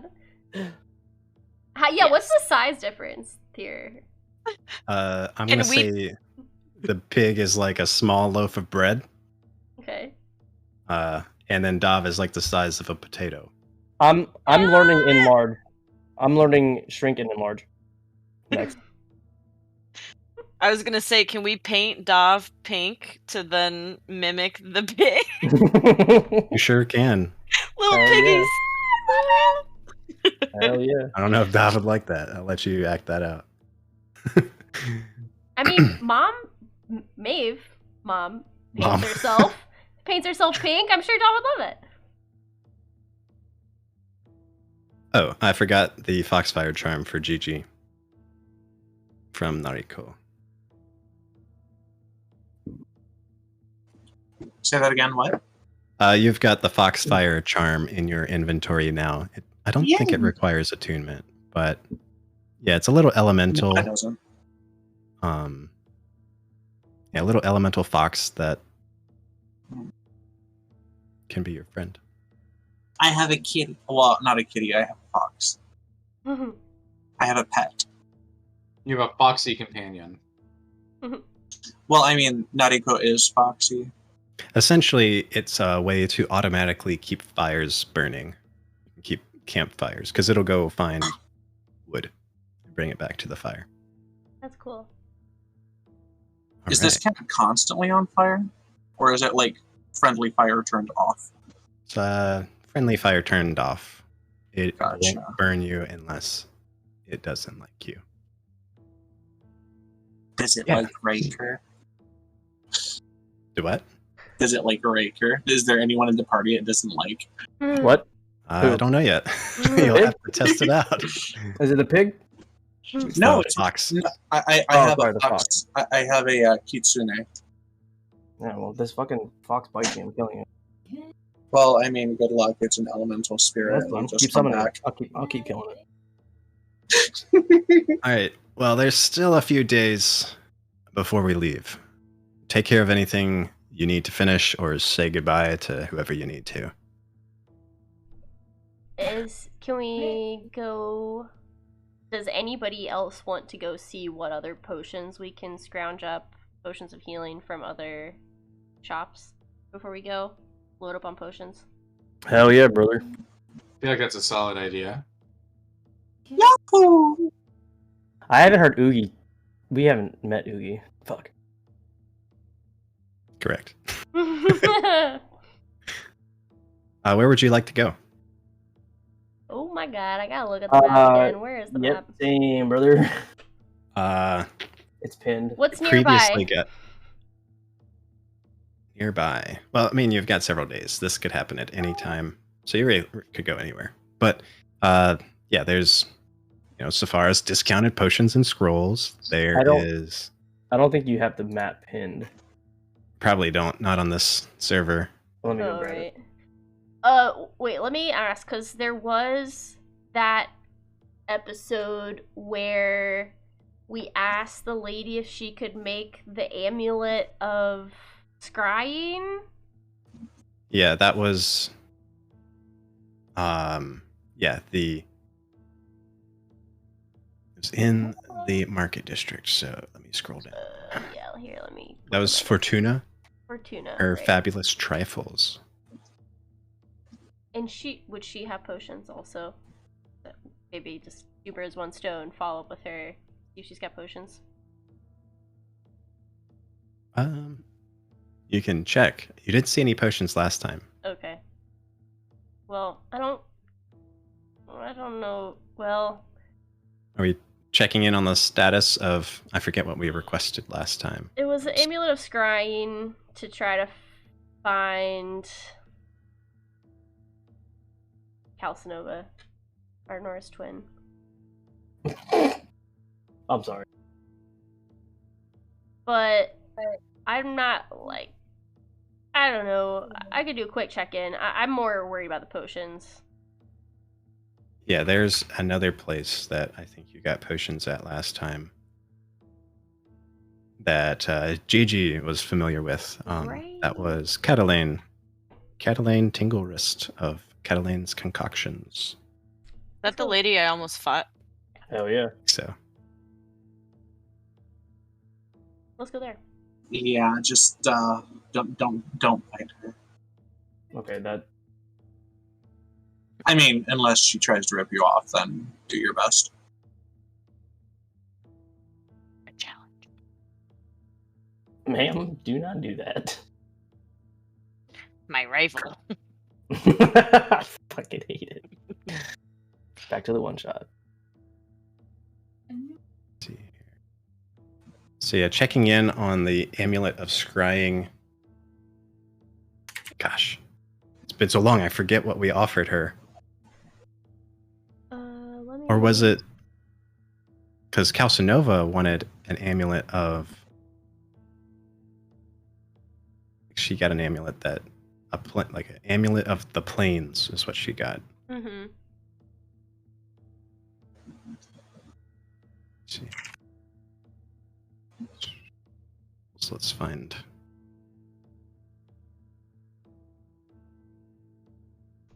Amulet of the Plain Scroll Strength, 400 to 500 gold is what she quoted us. Okay. The Amulet of the Plains can teleport you anywhere. Scroll Scrying would basically be able to tell us where anyone is, I assume, but with the caveat that may not be able to tell us if someone's in the Feywild or something. I don't know. I couldn't remember exactly what the caveats were. Still wouldn't hurt to have it, because we could use it for Vestus, too.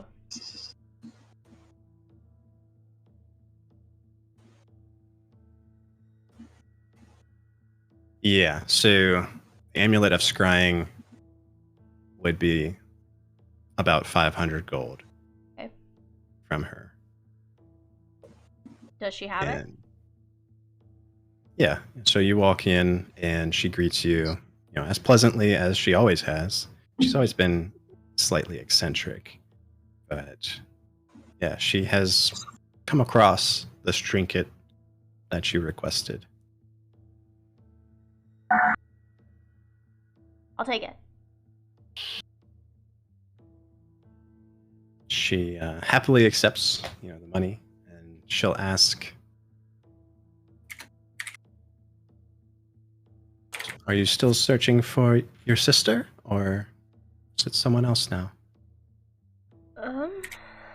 Well, my sister is still missing, though I feel like I know where she might be, at least what plane. But I am searching for somebody else now as well, and it could be useful for either.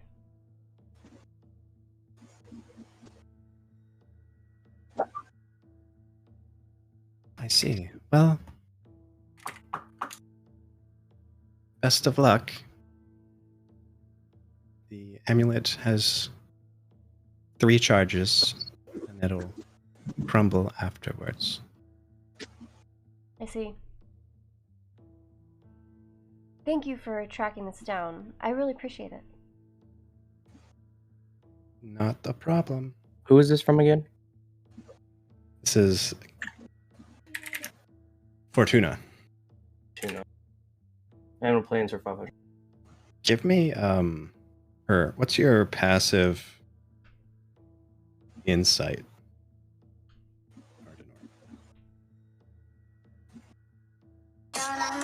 Oh my. 14? Okay. Yeah, so just mark off 500 gold from the for the purchase of that, and That'd be like 50 plat. Yep.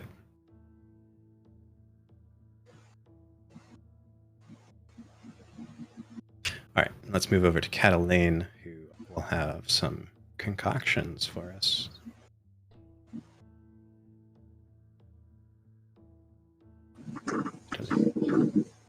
Potion and tea shop.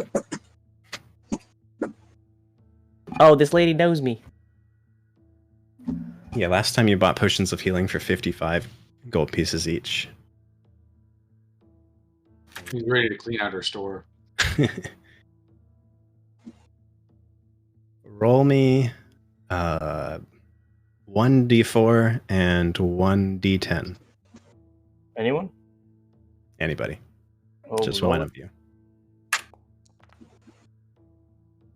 Fucking should not have done that. It's a 1 and an 8. Okay. She has 8 potions of healing and 1 greater potion of healing. I'll buy both. All. Seeing you walk in with your rich guy attitude, she's going to charge you 75 gold each, and then 150 for the... I'm a haggle. Anyone gonna haggle?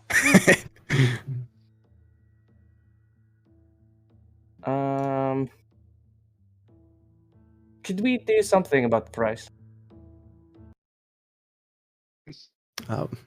Why should we? It looks like you have the coin. Well, I mean, you sold it to us for 55 gold last time.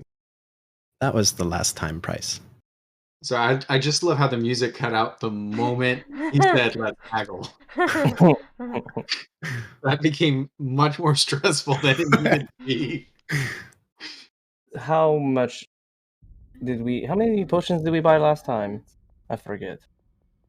It was 3, I believe. 3 for 55, and now 8 for 75 each.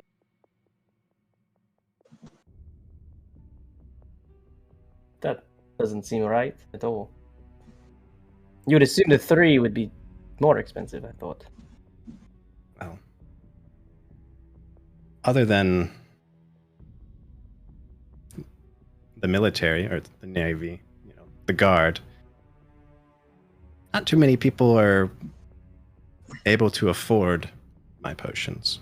So I really get to charge whatever I want. That is very true. What would a good price look like to you? 55 would be robbing you of what you make here. It's quality, right, over quantity. How about 60? Give me a persuasion check. Hell yeah! Hold on.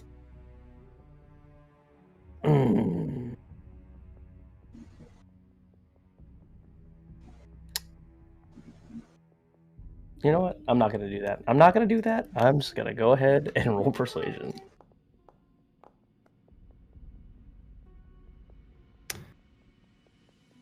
So, yeah, describe how you make yourself so appealing. Oh, I'd go ahead and I've already been using the pomade, so I'll take a use from the pomade away. Okay. Today. She I'm gonna slick back my hair and do like the lean onto the table while like stroking my chin.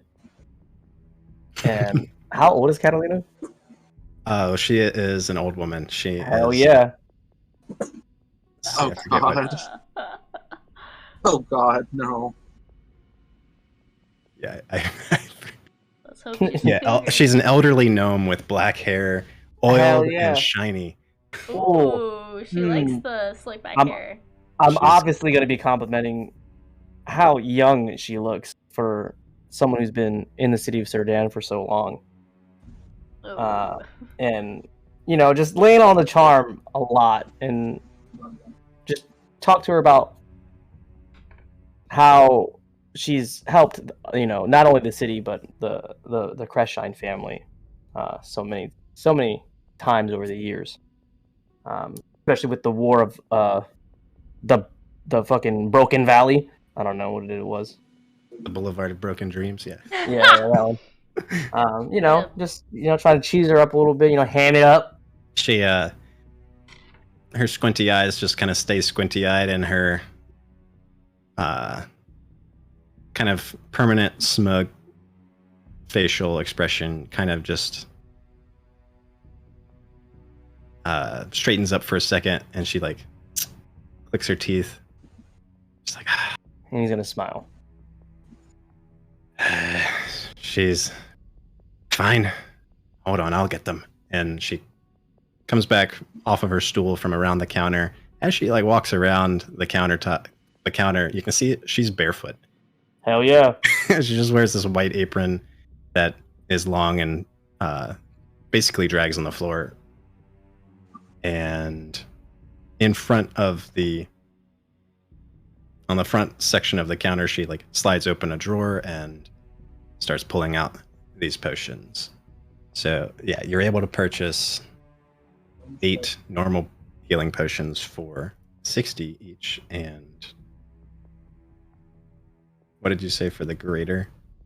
I would just do 120 because she charged me 75 for each, and then the greater was 150. So I'll do 60 and 120. So I'm basically just cutting it in half.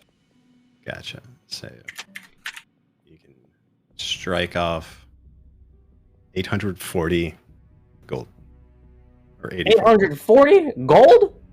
840 gold. That's how much 60 times 8 plus 120 is. That's not bad. Hold on. How much gold? Sorry, 840.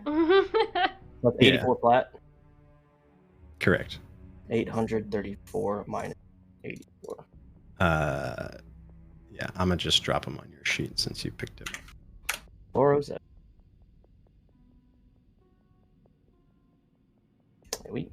We chilling.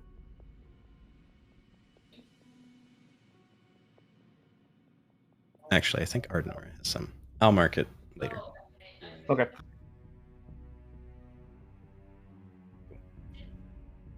All right, so that's sort of healing implements, and Gigi's got his plan to make some additional ones. What else would you like to do? I definitely want to say bye to my kids and Arthur and my brother, but we can do that after we do our shopping spree. Ma'am. Yeah, anyone else want to purchase or look for anything else to buy?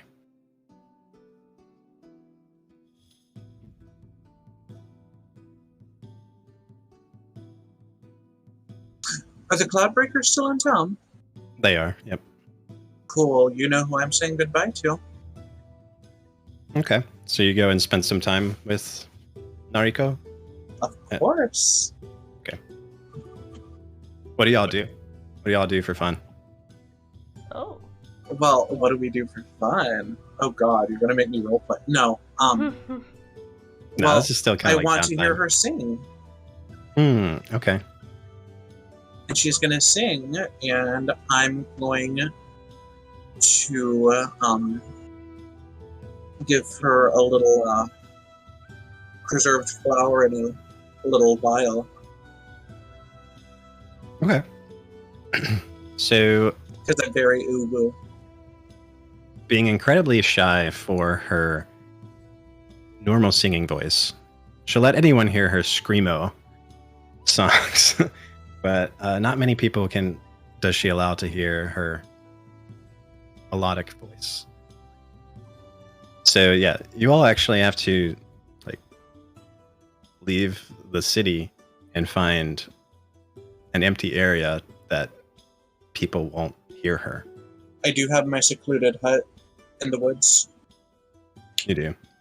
And yeah, you're able to sort of have this bonding moment with your longtime friend.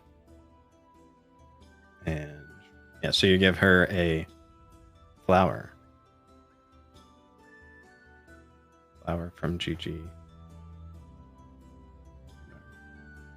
It's a bundle of forget-me-nots.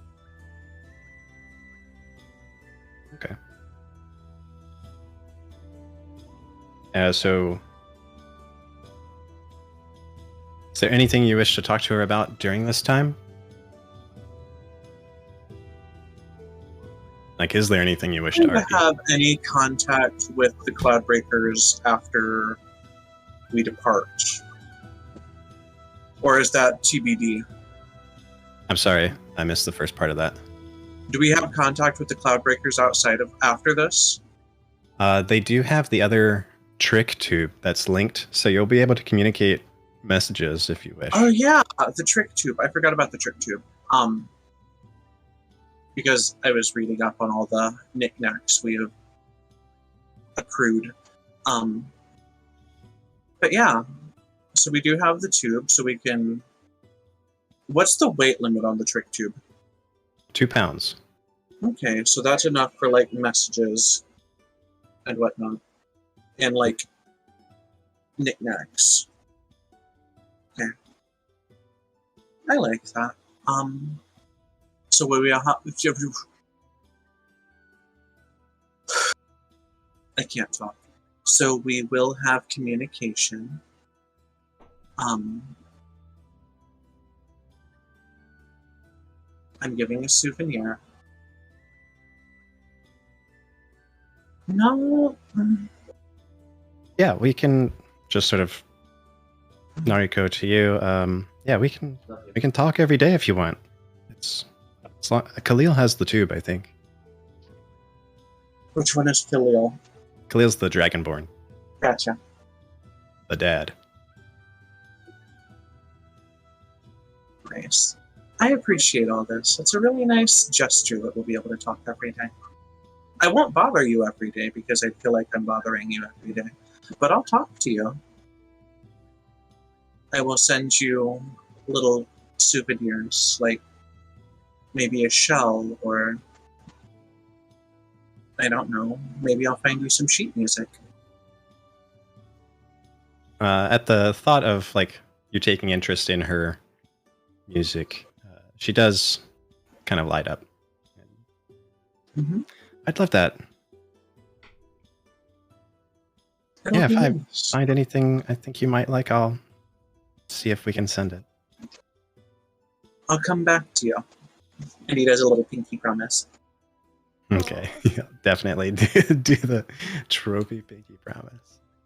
I have to be a cliche. Death flag has been raised. Oh. I'm coming back. I promise. Cue Simple and Clean in the background. Yeah.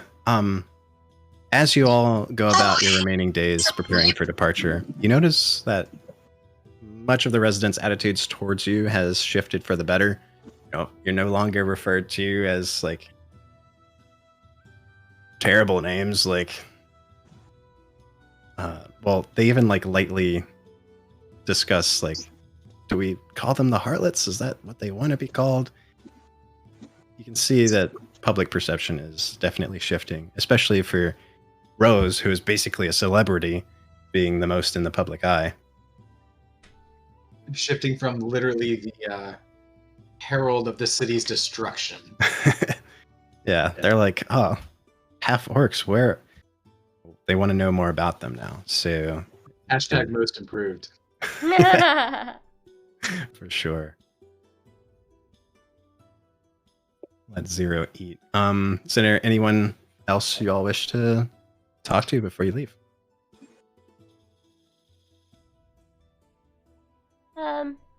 Arnor's gonna say bye to her dad.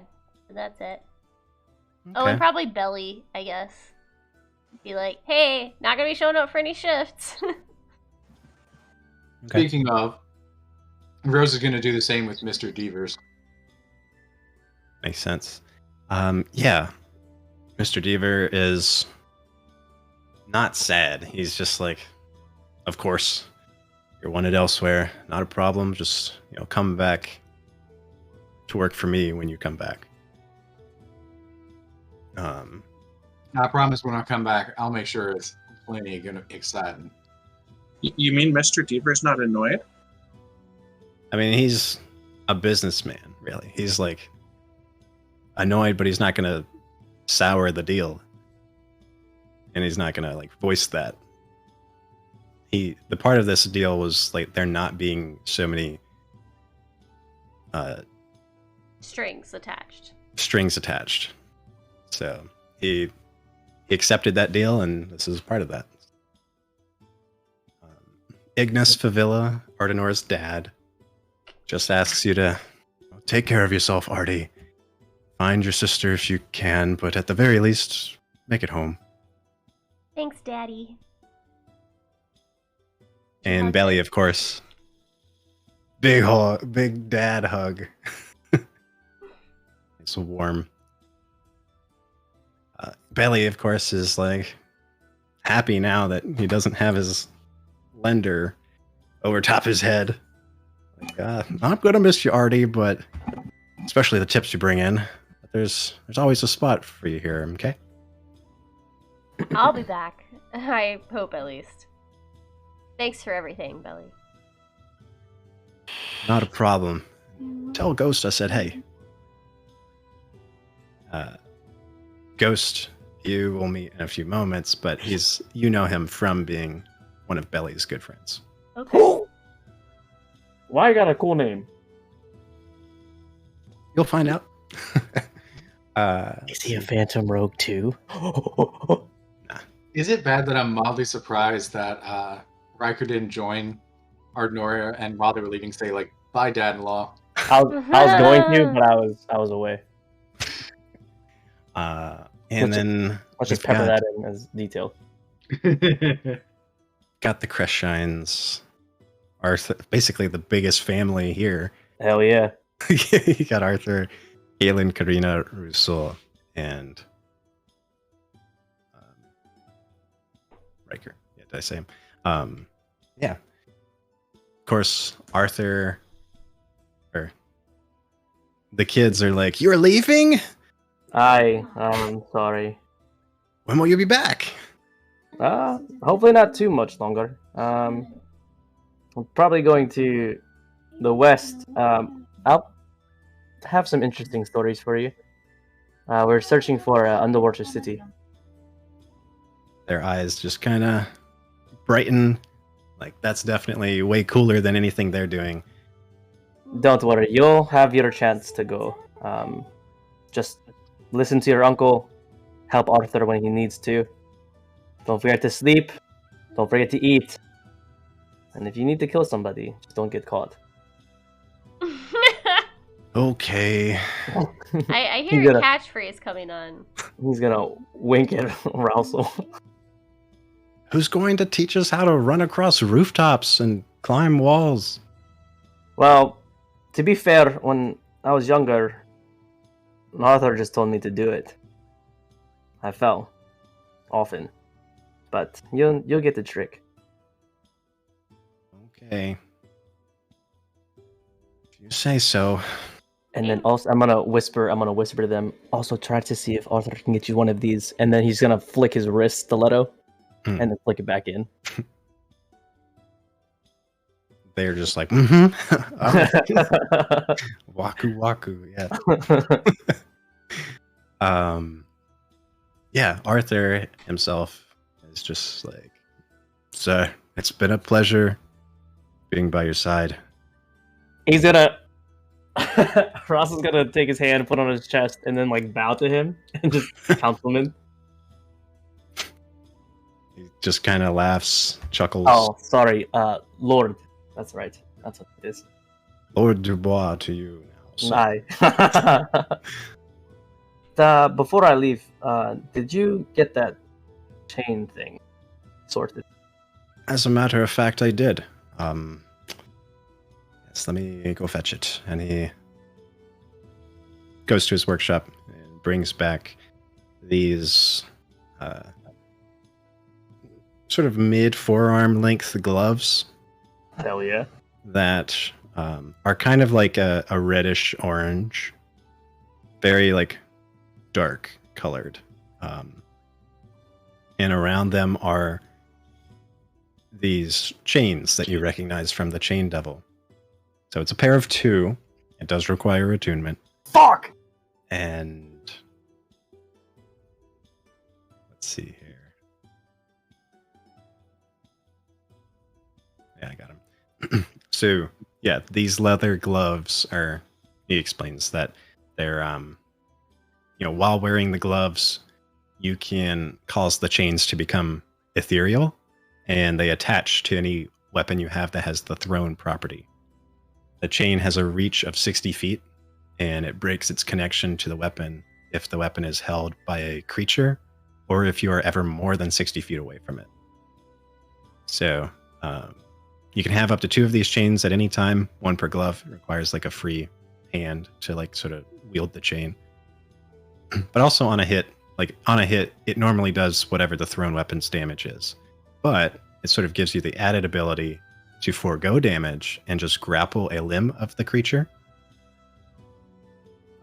Grappled creatures grappled this way can't move any further away from you, but they're not immobilized.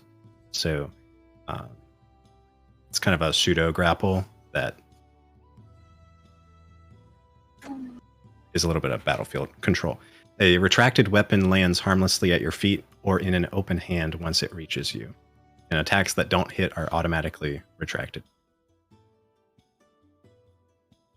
Dope. So I think we also talked about my knives that I can throw being like owl rangs. Yeah. I want to definitely take a lot of them from my vault Okay. before I leave. All right. I added the Chain Devil gloves to your sheet. Thanks. Yeah. They also do require attunement, so keep that in mind. Be careful with these, sir. They're a bit heavier than my wire, but what I taught you should suffice for wielding them. Is there a vase near me? Of course. I'm gonna throw it and activate my chain gloves. All right, give me an attack roll. Maybe just like the dagger weapon that you throw. So I would throw the dagger. Correct. Yep. Basically, like greatly Sick. extends your reach with the dagger and allows you to. Sick. I got a 1. The dagger just like slits and like juts into the wall next to the vase and is like, "Well, I'm glad you missed, but also disappointed. I trained you better, but some practice." And then, yeah, I'm gonna definitely just try to see how the ethereal chain attaches itself, and kind of pull and tug, and then I'm assuming I can pull that dagger back. Yeah. Yeah. Oh, yeah. I'm just gonna pull it back, anime style, catching, just sheath it back in my pocket. So the chains, as long as you're attuned to them, they become ethereal when they're extended. Basically, they're not going to get like super caught on anything, or other creatures aren't going to be able to sort of grab the chains. You kind of control how they interact with real items. That's dope. I'm gonna give Arthur a big hug. Well, I'd join you if I could, but I got saddled with other responsibilities by some manner. I wonder. That's rough. That's weird. Mm. Councilman. Yes, I'm sure you can figure out who did it, but much I know work you're- to do. you'll have the kids to help you run errands, or if you ever need a courier, just send the kids and have them run across the roofs. Of course. Just extra training. I'm sure Russell will also be greatly interested in the mundane nature of the Decagon. I mean, yeah, he's a book nerd.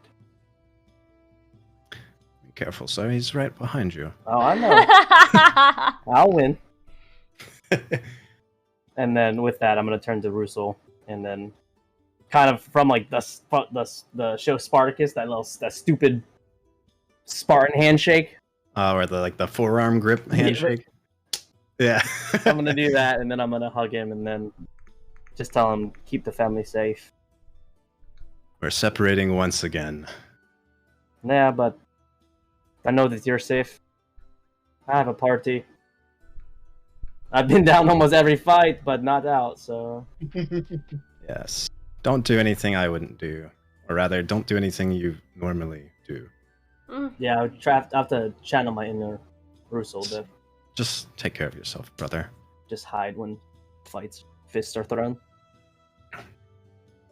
But I'm You're going always to leave. good at hiding. I'm gonna reach in his bag and pull out a lot of coin, and I'll message you how much coin he pulled out, and hand it to Russell.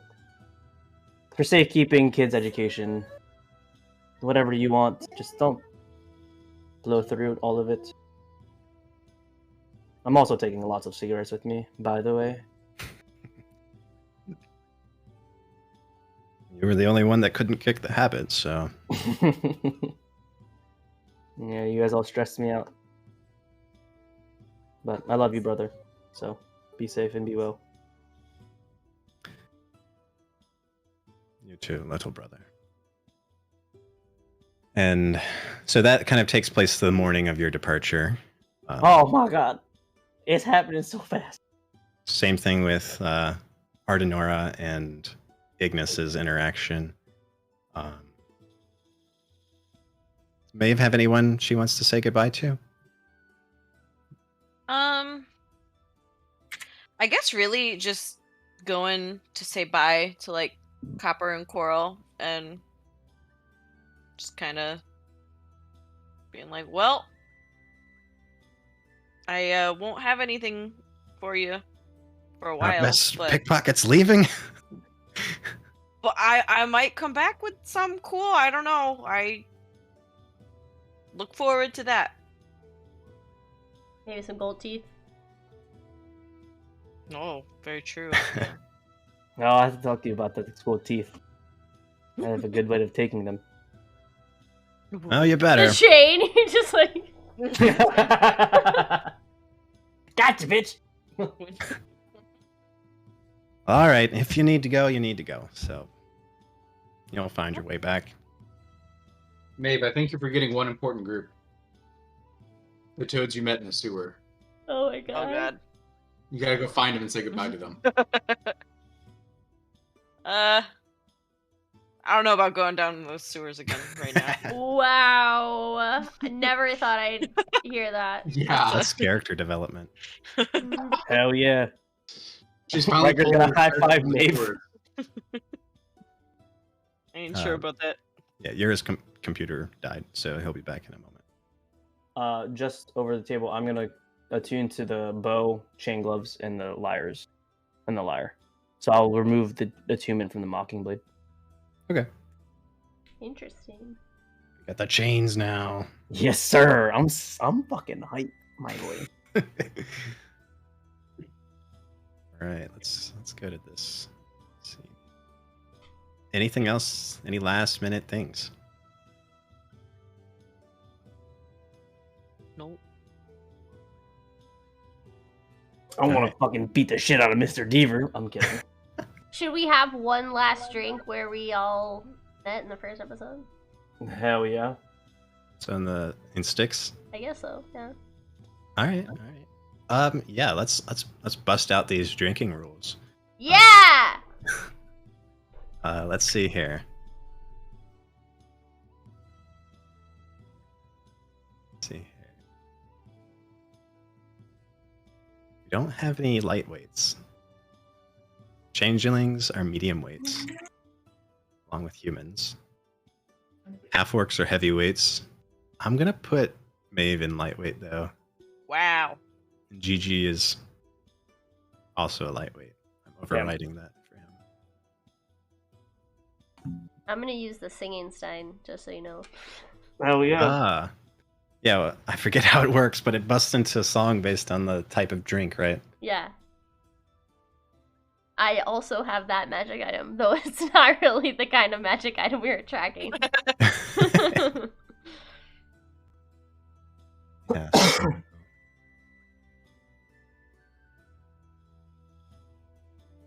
As you have a couple of drinks, those of you, if you drink, GG and Excuse me, I'm sorry. Maeve get pretty buzzed early on, to the point that, yeah, they struggle to keep up with Riker, Theodora, and Ardenora. Hell yeah. Dav's been drinking half of mine. Hell yeah. Okay. So give me a sleight of hand check. I mean, I'm just openly pouring Oh, it. okay, it's not a secret. Got it. Maeve has never drank human alcohol, so Okay. So it's really Dav who's the lightweight. it's just Dav. Dom is Dom. drunk as fuck right now. He's just, you see these bubbles getting blown out of the gurgling frog mouth. Hell yeah. Is he alive? He's fine. um. He likes it.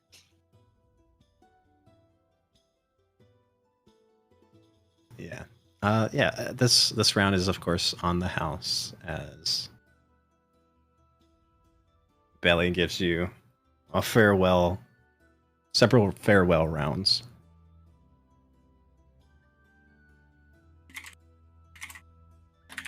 And this is likely the night before that you all stumble back home, various sleeping locations. Various. Wait, hold on. The trash. Are me and Artie not going to the mansion together? That's up to you. How trash did you get? Oh, I'd say hella trashed. Oh, okay. Yeah. And you probably needed help finding your house. Yeah, 100%. Artie, I'm when just- I'm from my I'm- house. Holding his hand, walking him down the street. Oh, actually, perfect. Yeah, Maeve, you got this one. I think I need to spend the night at home before we leave. Yeah, I got him. He'll be fine. We're leaving? To where? Yep. What? Going home. All right, I'm gonna take just a mug with me. Just walking with you. Just stumbling.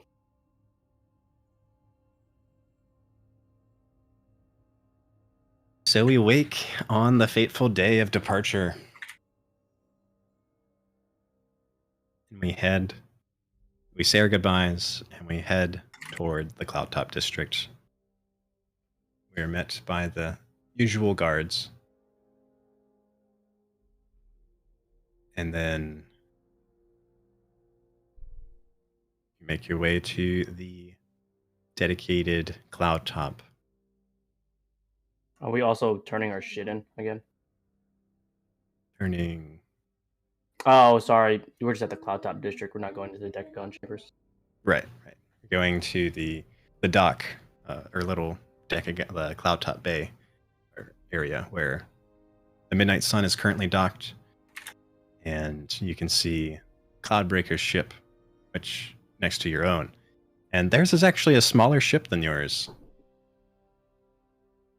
Their ship is kind of like a schooner size, which is like maybe one size smaller.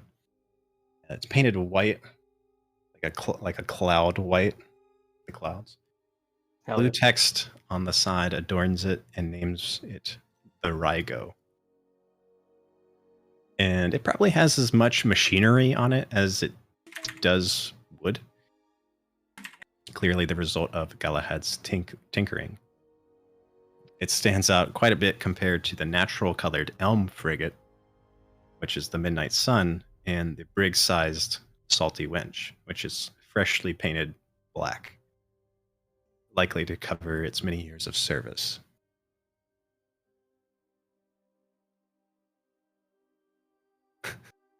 So yeah, there present are the Cloudbreakers, yourselves, Neonema, Empress Thaneshi, and Layla, and the sailors of the crew of the Salty Wench are already on board. But before departing, first the Cloudbreakers come up to you and say their goodbyes.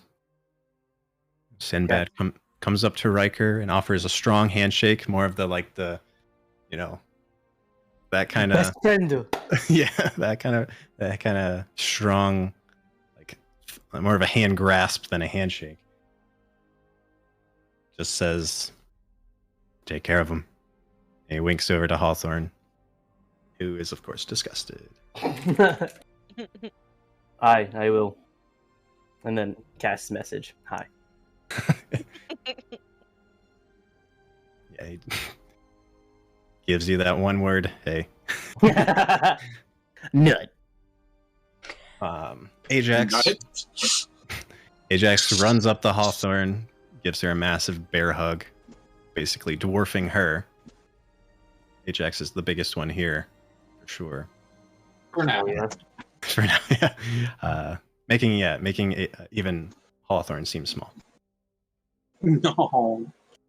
Jesse quietly, but finally, cracks a bit of a smile and just gives you all a nod.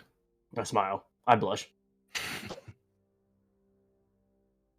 She'll ask, like, "Where's that friend of yours, the good dancer?"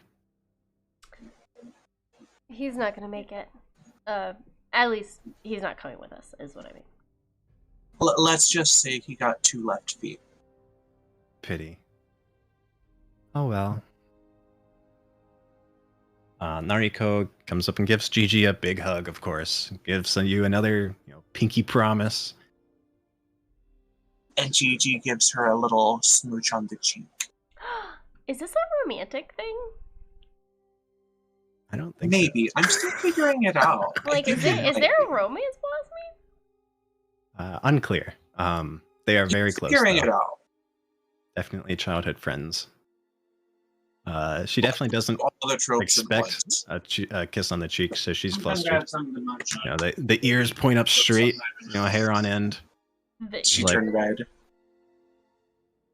Okay. And There's something there that wasn't there before.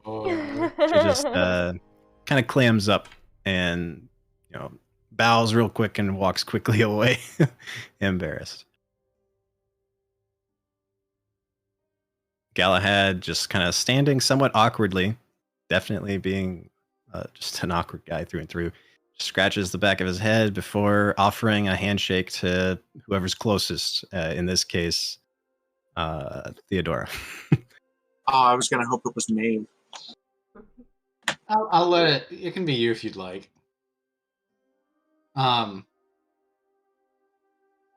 Theodora will, give a solid handshake back.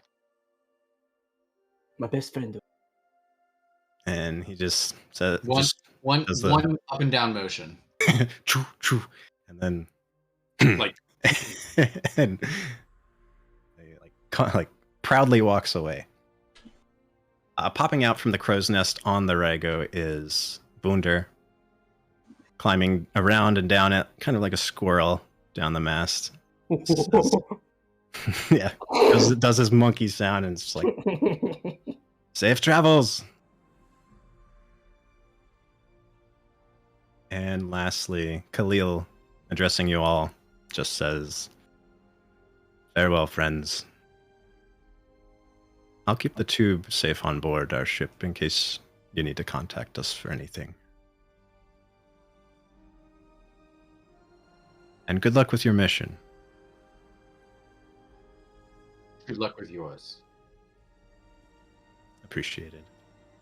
And let me find.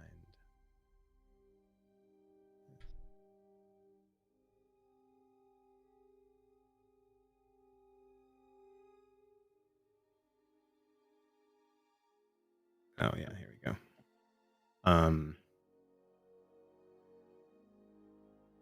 Their smaller schooner-sized ship, after they're loaded, pulls out of the bay and enters Trader's Bay, the big entrance to Sudan's river system. And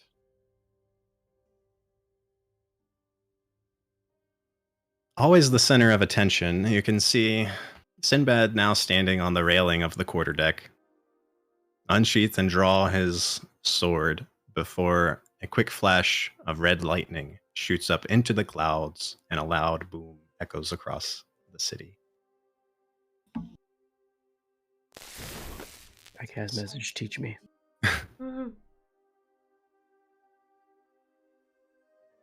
Well, that wasn't necessary. Yeah, I feel like that was a. Did he have to roll performance for that? No, Not he's that it's just going always that extra. You can just hear Hawthorne say, asshole. And now it's y'all's turn.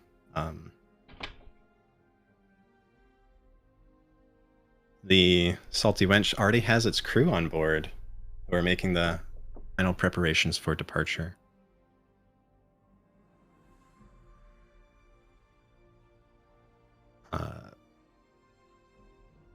Neonema walks up to you and just says, do be careful around the Vancian Kingdom's cities if you have to make port for whatever reason. Find Vestus if at all possible. He's a dear friend of mine. Take this in case of emergencies or when you find him. She hands you a scroll.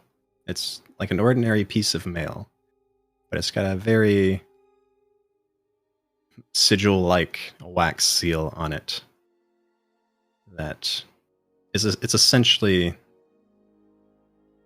the letter from the second Harry Potter movie. That's like Ronald Weasley. Oh my gosh. The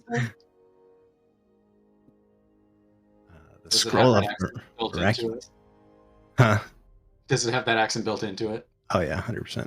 Mhm. It's a howler. That's what it was called. There we go. Yeah. So yeah, let me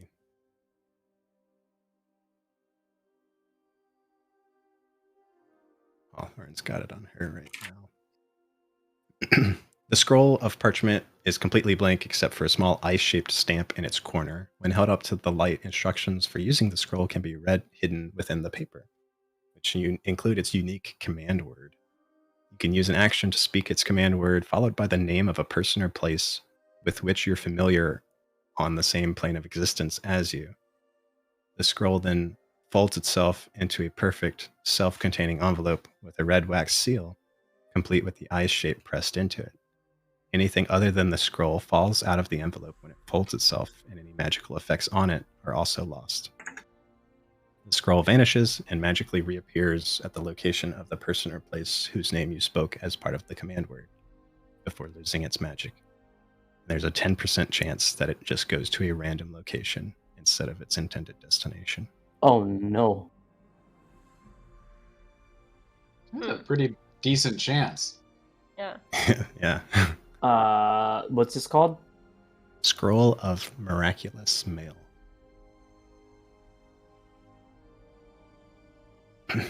You can see the Empress there, Empress Thaneshi, still clearly drained from her sort of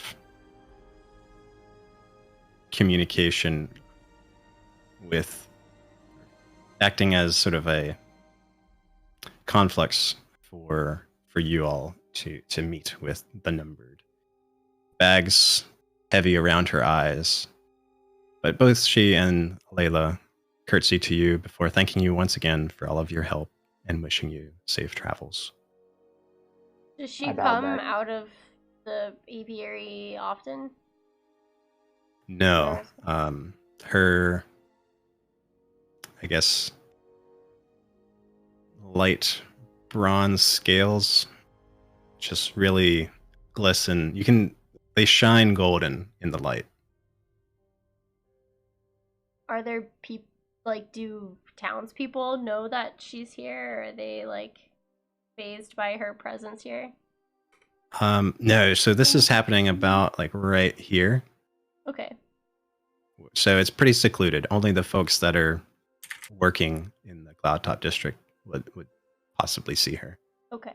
So she's But just, everyone- like, come down from...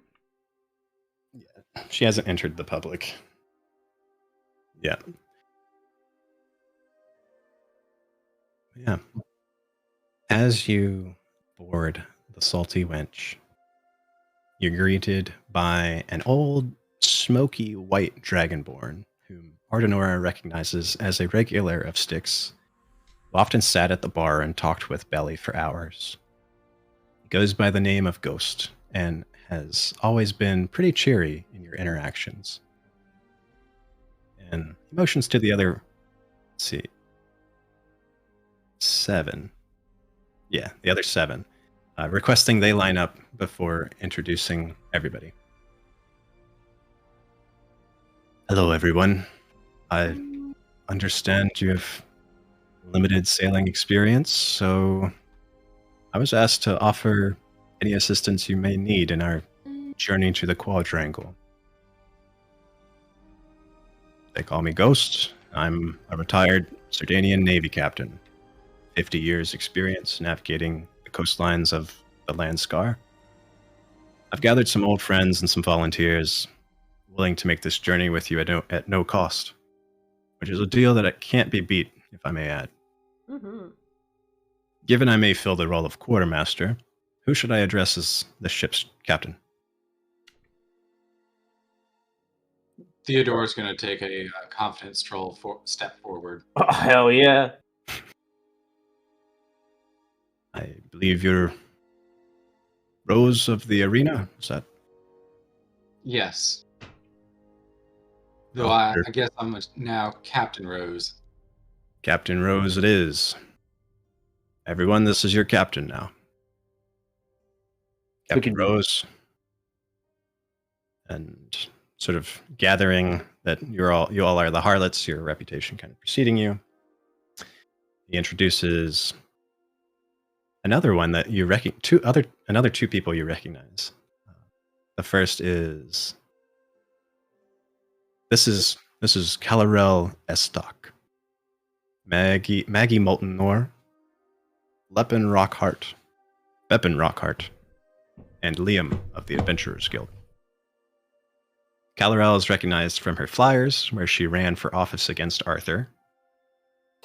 And Maggie, who you know as Mag, is recognized of Mag's meal mead. Calorel is a half-elf, Maggie is a Yuan Ti. The Rockhart twins are dwarves, and Liam is a human. The Rockharts used to serve in my crew as first mate and surgeon, respectively. Mag is a well-regarded retired sailor and will be our cook. Liam comes recommended by the Adventurers Guild as an artificer and shipwright. And it's thanks to Calorel here that we've been able to upgrade the ship with 5 new guns per side, fully stock the hold with food and drink, and give it a fresh coat of paint.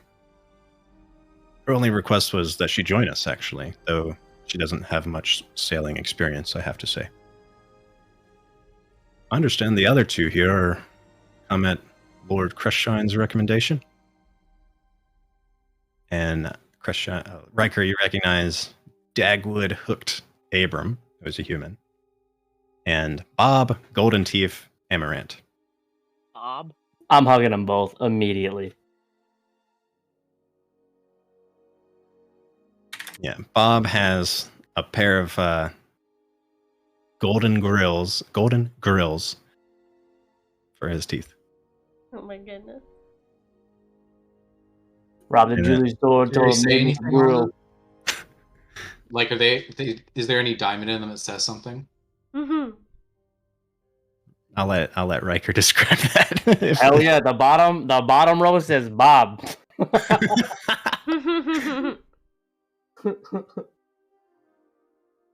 That's it. Nice. Nice. All right. So that sort of like arch is where you'll be sailing out of in the chat there. Hell yeah. And that kind of lines up with about like right here on the map, Can you ping it again? like right there. Any questions before we set off? Anything we need to clear the air on? Why is your name Ghost? Because I'm a white dragonborn. Sailors like nicknames, don't they? Yes. Did you come It's up with not- your nickname yourself? No. As long as you didn't make it. That's cringe, bro. Yeah. Mhm. Bruh. Yeah. Bleh. Mhm. In that case, Captain Rose, we're at your command.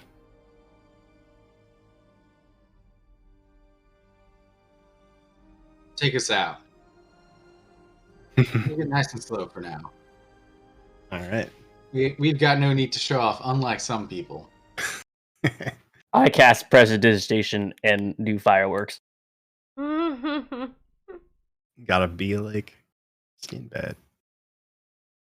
All right.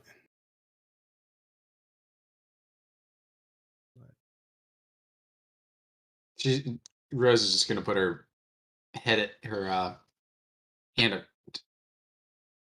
her head in her hand. There we go, and just like, and then get back to focusing on the leave. All right. So we pull it back and begin to sail out of the Cloudtop District Harbor. Gang. Oh.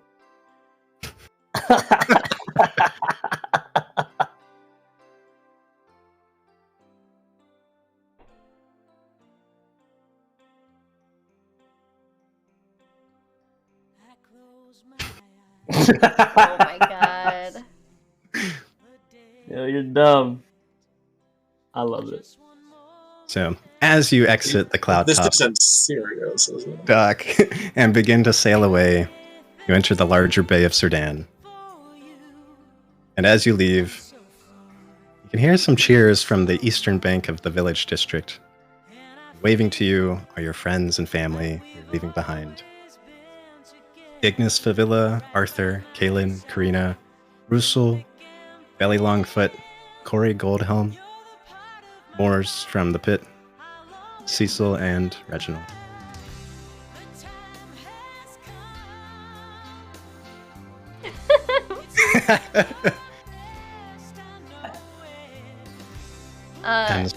Ardenor is gonna summon Vinny just so he can take part in this moment with us. I'm gonna lift Dav up.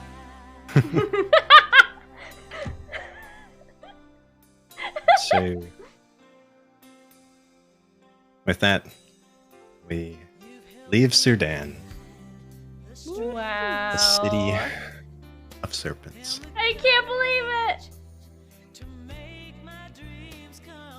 12 more sessions than Trey wanted. Yep. Nah, that's alright.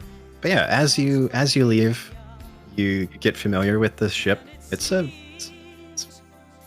by monster scale, it's gargantuan. Like, God damn. like it's not gargantuan by ship scale, but it's like 100 feet long and 20 feet wide. So. Do you have something up on the screen right now? All I see is like a black box. Oh. Yeah. I put some. Maybe I tried to show an image from the chat, which was just the most recent one with the 2 stone. No, Hell it's yeah. just a black box. Gotcha. I'm anime sitting on a crow's nest. Nice. Yeah. Speaking of that, let's go to that.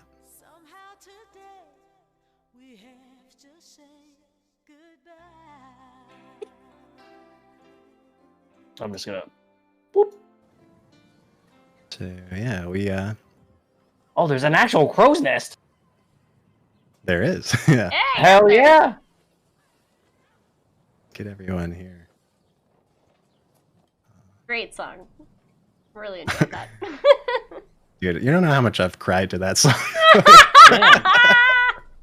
I was like, what's something really sappy?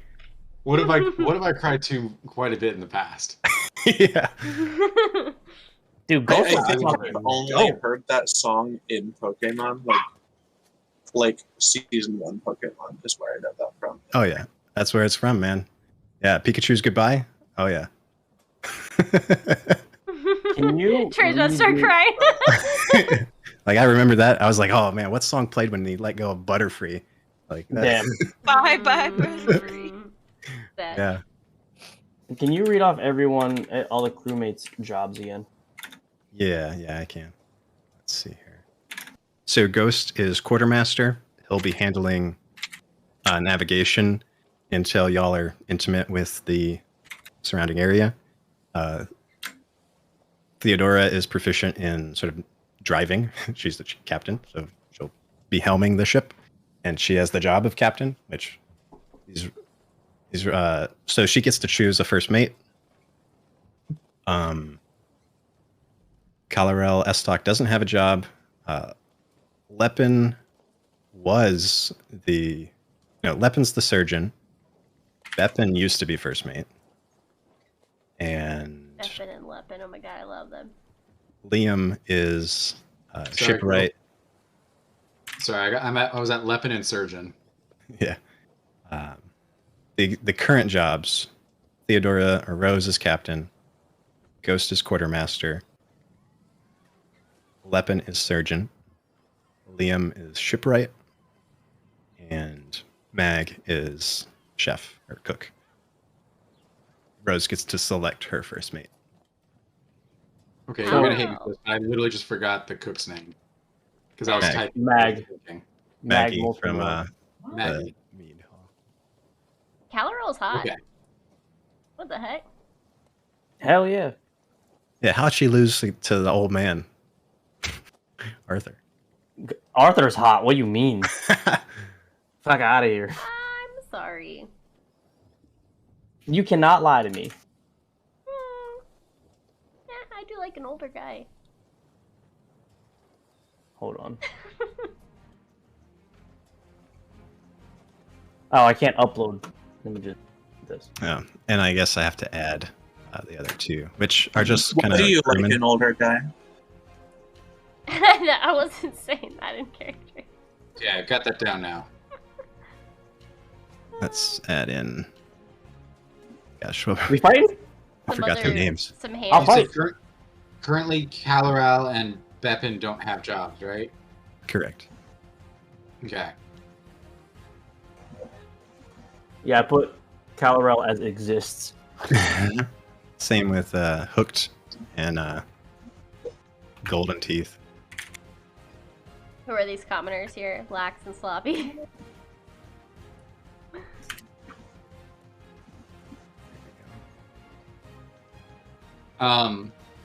While we're getting situated, I'm going to do what amounts to calling a huddle with the harlots. Harlot huddle. And just be like, you know, I know we set off, but I never really asked how any of y'all felt, like, if y'all had any knowledge with ships. Oh, I've sailed. You've sailed? I was the first mate on my last ship, but yeah. Okay. I'm along for How the about... ride. I'm not doing anything. I mean, sure, task me with whatever, but good luck. Alright, are you made? I'm not nervous at all. You all might experience motion sickness This For is the first- fine. for the first 4 days. You'll get used to it. Weird. Maeve's just grown up on stories of like the sea witch. So Oh God! very unsure of being in like the ocean and never been on a boat before, so I anime slide down the rope. she is like just sitting there like, yep. This is good. This is great. Should I roll stealth to whisper something to Ardnora? To try to keep it just to her? You can, yeah. Yeah, you loud as fuck, my boy. You're not a very stealthy lady. I mean, it's not bad. It's almost half. Theodora's gonna just try to, like, whisper to Ardnora, just to, like, keep an eye on Maeve. You're gonna have to keep an eye on me, God. And she pukes off the side of the deck. Hell yeah, brother! I'm gonna rub her back. Oh. And then Gigi.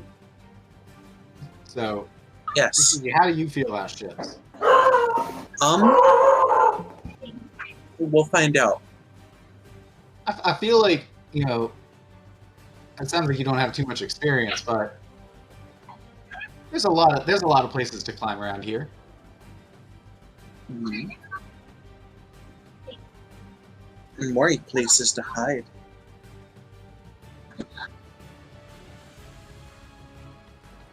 So Theodore's just going to inform Ghost that she's going to think about some of the unassigned people and some of the unpeopled assignments, and try to think of how best to match it up. She's also going to just ask Ghost how he feels about Bepin and Liam. Like, what he feels that their strengths are. Well, Liam seems like a smart guy. Comes recommended from Counselor Kodam himself, so I'm sure he'll be essential in case we happen to take any damage, repair the ship. I see him as filling that role quite well. I missed a lot. I'm sorry. Look at me. And what about Bepin? Well, Bepin he was a good first mate because he could handle morale of the crew pretty well. He's got 2 left feet, but that's sometimes what you need to keep sailor spirits up. Other than that, I mean, he's good in a fist fight, maybe. He can hold his own in a game of cards. No. Liar's dice. I can't say the same for his brother. Terrible.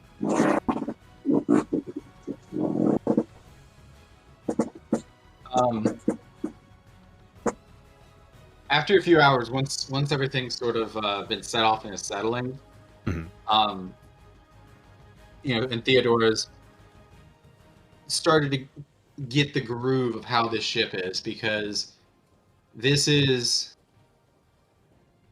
with the new guns, this is actually pretty similar to many of the things that she's been on before, but this is also towards the max end. Like, she's tended to be on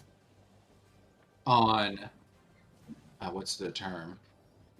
Like muddy water boats, I think, where they don't usually get too far from a shoreline. So while she does understand deeper water, it's less familiar to her. Gotcha. She's just since we have proficiency with land vehicles and navigators tools, let's do an intelligence check. Let's do like 2 or 3 of them and see what you get, to sort of get a feel for the ship. 3 intelligence checks. Yep. Dang. Ah, shoot. Okay. Yeah, so as you get used to the ship, it's a bit unwieldy compared to what you're used to with the smaller mud boats and such. It's not often that you've been on a ship with sails for that, like, in general. So it does feel like it's a little clumsy. The handling's not as tight as you would expect. So let's say that you're currently half proficient with sea vehicles. So we would add 1 to any intelligence checks to use a sea vehicle, or if it needs to be like a strength check to sort of hold Okay. Forget the name of the giant wheel. But yeah. So yeah, the crew just sort of like, they don't notice that you don't fully know what you're doing just yet. They see that to everyone else, it seems like you're just sort of testing the ship's character. But little do they know, it's also testing mine. Exactly. So yeah. Ghost is like, sorry, you asked about Liam and the brothers. We're looking for what everyone's skill set was. Is that right? Yeah. I know that the 2 new people that came on board, Hooked and Golden Teeth. I'm gonna get into Riker and get his opinion on it. With the fact they're from I don't think. Rewind. You haven't worked with them before, right? I have not. So Riker seems to have recognized them. So I'll pick his brain a little bit and see what he knows about them and where they might best fit on the ship. Liam, it sounds like he's solid engineering type, solid engineering type, solid repairman. So I think that'd be a good role. Outside of combat, just making sure the ship's still in good shape, and we're trying to get ahead of any damage we see. And I'll be honest, I don't see any reason why Bepin shouldn't be first mate, especially with the experience he's had. I think with the fact that the harlots are all adventurers by heart.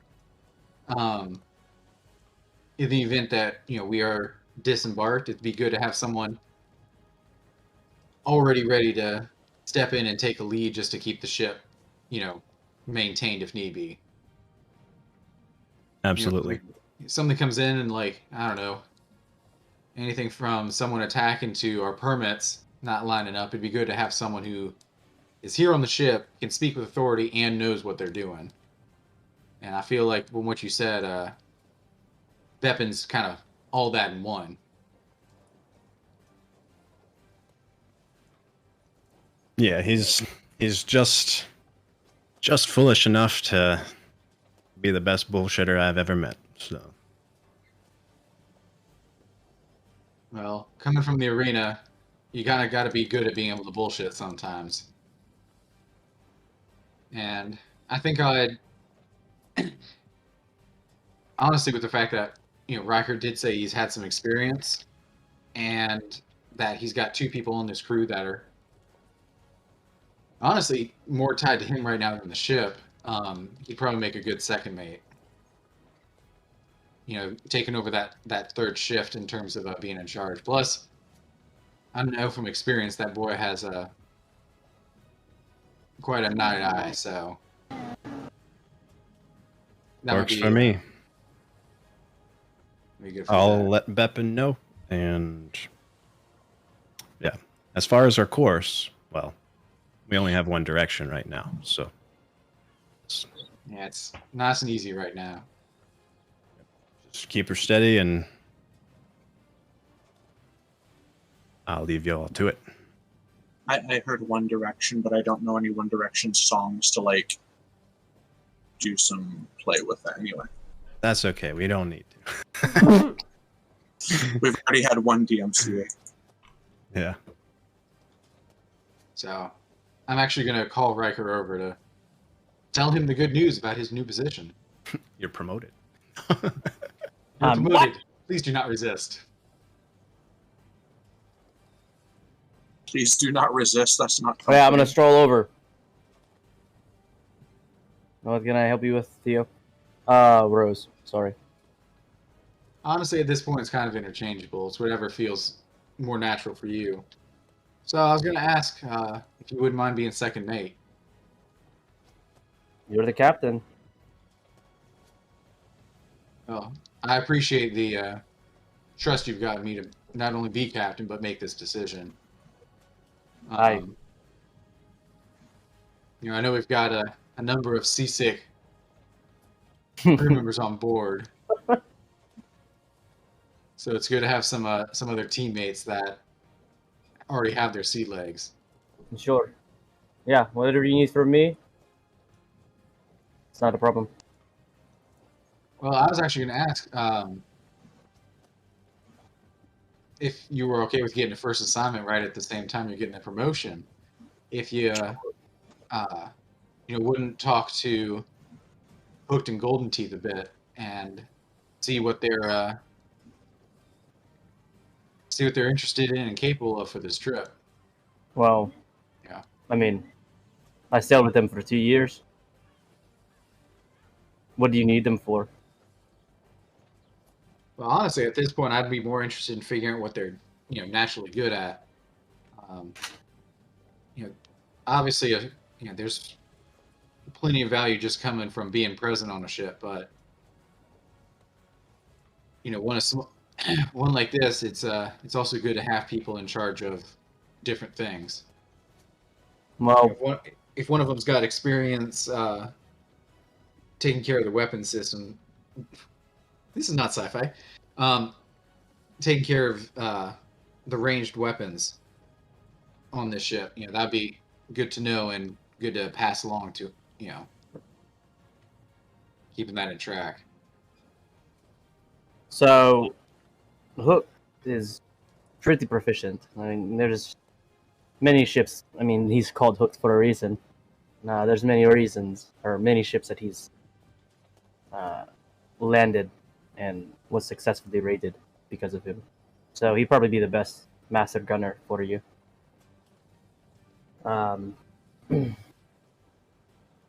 These look a little different than what we're used to, but should be fine.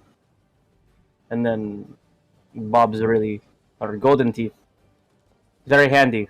Any ship leaks or repairs or sails that need to be fixed, he's the one for you.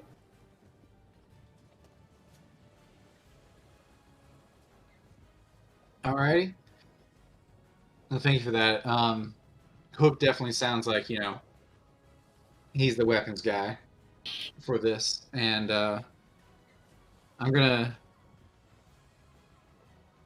put Golden Teeth and a Calorel together on keeping the ship in tip top shape. Does Calorel know how to work on ships? I missed that part.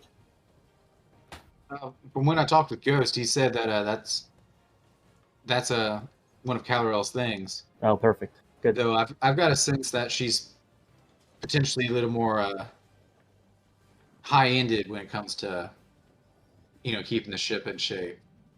Oh, okay. I'll make sure to let Golden Teeth know. Yeah, you know what I mean. Like sometimes when you got a wand, you got to have someone that can get the magic into the wand, but you also got to have someone that can make the wand. Aye. And I definitely think there's benefits to having a blend, but also a separation in that regard. I don't want anybody feeling like, they're second rate compared to anybody else, especially when over half the ship doesn't know each other. Sure. So after that, wait, I put a note about this. Okay. Well, so after that, I'm gonna go take care of your partner. I think they're throwing up again. Yeah, I'll deal with her. She'll be okay. The character almost said girlfriend as a joke, and then I remembered that I put a note that Theodora doesn't actually know they're dating and thinks it's a professional deal because I rolled badly that one time. That's why I said like partner, like business partner. Yeah, I mean, we're not. I don't know. We went on one date. We don't know. This is the second one. You said you wanted to sail. Oh, God. Gorsh. I'm sorry. I'll fucking leave. He's trying to sweep you off your feet by giving you the sea legs first. True. Arnora's face is green. You feeling alright? I normally only puke like this after, like, way too much whiskey. Yeah. Is Ardenora really green? I mean, she's... I mean, did you literally turn green? I don't know how changelings work. I don't know if you genuinely. Oh, yeah, changeling-wise, no. Okay. She's just sick. She's sick. Okay. Well, I forgot what I was gonna say.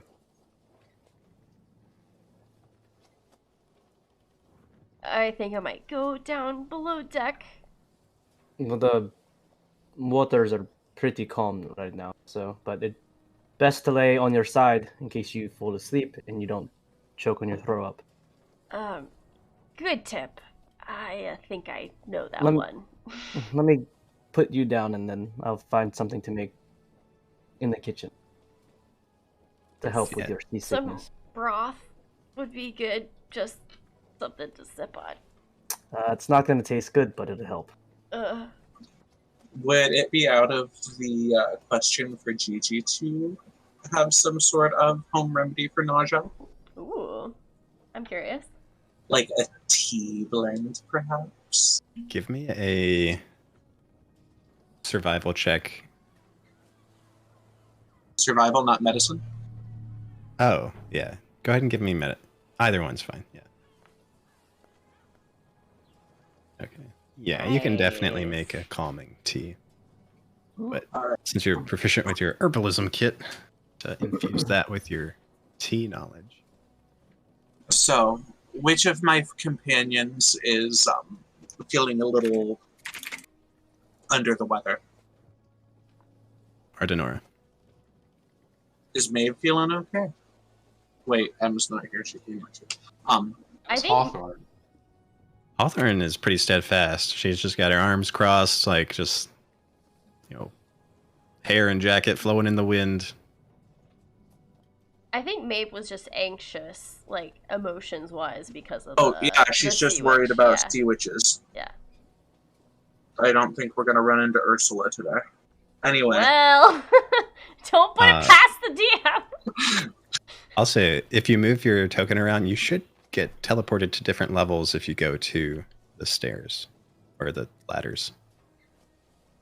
Where is the Artie? Oh. There's There's also- the Artie. Yeah, there's also some areas. I'm inside a room. This is so cool. Oh my This god, is this shit really is so cool. fucking awesome. So, Okay, Artie, come back. I need to give you your. I need to give you So wait. your medicine. Whose quarters is this? So to sort of control your elevation, you do have to sort of walk over to the steps to, yeah. Who's so Soka. this is like a double bed in this room. Is this like the captain's quarters at the back? Let me see where you're at. Yeah, so we're this, at this the would stern. technically be the captain's quarters. Okay. Um, So There are more beds like on the middle deck. Ooh, Captain's like, I'll show you around. And I tell you a tale of a bottomless blue. this is so cool. What a cool map. How'd you get downstairs? I How do I get to the bottom? don't know. I so if walked you in the door go here. walk over top of the ladders, Just ladders? I took away all the walls. So I can't pull my character anymore. I'm here. Oh my god, I can get in the crow's nest. yeah, All I got is Bob. I can only grab Bob. So I Cancel. can't grab my token anymore. Yeah, so the door Where- for where this am I? area seems I to can't be move like me. here-ish. Yeah. Trey, can you move my token? I'm trying to find you. Oh, I'm right underneath Bob, on the fucking crow's nest in the back. Okay, Yeah, I I'm also on the rear crow's nest. I'm lost. found the kitchen, and I just went I- downstairs. Woo! I'm down here. I'm way down low. This is too fascinating. I'm fucking lost. Okay, I found like the map room. I don't know if you guys are watching stream, but you can see it. I'm looking. I have it. Up. Hold on, let me. Okay, find so my- I went down the stairs. Oh, okay, back up. Oh, back down. Back up. Gosh, I don't even see you. Okay. I'm Okay, pinging. I don't know if you can see so that. the door here. Wait, how do I ping? Press and hold. The door. Oh, thank you. No, now I'm fucking. Hey guys, I Merge just with discovered Bob. something. Yeah, you and Bob are If you- both in the crow's nest. If you Can right you click, just delete me and put me somewhere back? Shoot. if you right click your token, you can see a number, and that's your elevation. So you can actually change it to go up and down if you want. Wait, what? This 10? Yeah. Hold Yeah. on, teach me your Plus ways, 10 wise feet. one. 10 is main. This is the main deck. 0. Oh, thank God. That You're, that like, did bound to not Bob. that did Thank not God. work actually though. That didn't work. So I went to the ladder, but Okay, so Riker, so if you go down one of the ladders It kind of breaks if you go through And then- walls. and then go through oh, okay. Well, now I'm like fuck. Now I'm fucked. well, now I went through a I wall. was I'm doing fucked. I was doing well for a second. I'm going back to 10 feet. I'm at 20. Okay, you might maybe like we'll see now. Hold on. Let me Where? see. can Okay, you- yeah, can yeah. you- So there's a door where I am right now. Did you just There's walk not. into there? There's not. Okay. I'm 20 feet in the air. But I should be at 10. okay. Yep. I'm at 10. You gotta come I'm not down. worthy. Oh God. Hold up. Stop moving for a second, right? Okay, my bad. There I go. I'm leaving. I'm so zooming. lost. I'm fucking zooming. Oh my God! Thank you. Where is this magical key that lets me adjust elevation? So right click your character token. Yes. On the left side, 2 down on the little tabs around your name, there's a number. Yeah, I see the number. You can then enter your height based on that. So if you hit 0, you go to the main deck. If you did Okay. 30, you would be at the top of the deck. And if you did There- negative 10, you'd be in the deck below. Right. There's 7 levels to the ship, counting the crow's Wait, nest. what? Okay. Oh, Counting the I crow's see. Okay, I see. There's more ladders. Whoa. Oh my God, I'm in a room. This is so cool. Oh my gosh. Okay, I see some like hammocks. I see cannons. So do we need to like pick our quarters or something? You can, yeah. Can I move now? Yeah. Oh, Oh okay. my God. Gigi, are you down here with me? Like at the far down? Yeah, I'm right on the other side of this door. Okay, yeah, okay, we're down the same one. Riker, are you down Yeah. here? Are you Yeah, I'm gonna talk to Ghost. I see all the private quarters. Ghost is on where the cannons are, right? Yeah, he's on the upper deck though. I'm gonna go upstairs again. Wait, Oh, hold on. Am I on the same floor? I don't know. I see a bunch of bedrooms, a map room, Yeah. crates and shit. We Okay, are in the same floor. cool. I'm gonna pick my room, and it's gonna be the first one on the right because she's sick and she's just gonna lay down immediately. As I And I am leave going from to downstairs, give I'm you gonna grab. your concoction that I made. Thank you. I'm gonna grab my sheets and bedding. See, yeah, there's 6 bedrooms down here. There's 1 hammock in the hold right here. There's 2 hammocks on the front of the hold in the front Wait, area. hold on. And there's Where a are the whole windows? empty thing in the furthest level down. Yeah, like that's like, I don't know what would normally go there, but y'all could put something there. The ballast. We put like rocks and stuff to keep the ship. Hmm. Yes, this is typically where the ballast is held. Okay. So there'd be stuff there to keep the ship from. Tipping over. What do you do with the drunken sailor? This is so cool. Okay, well, Ardenora's in bed. We get back out. There we go. Okay, so Sure. I'm at negative 20 feet right now, but if I change it to 10 feet. Okay, yeah, it does teleport me back up. Okay. It didn't work before, but maybe it's just because I was on a level where I could see both levels. Oh my Hmm. God. Good. Yeah. I just got a pop up that said, token health, you're not worthy. That does that. Yep. Like, shit, I'm not worthy, y'all. Yeah. I had to remove the walls to make the navigation a little bit easier, but as a result, you can just sort of walk through the walls, and that'll sometimes mess up the elevation. It's automatically changing elevation when you actually walk over top of the ladders.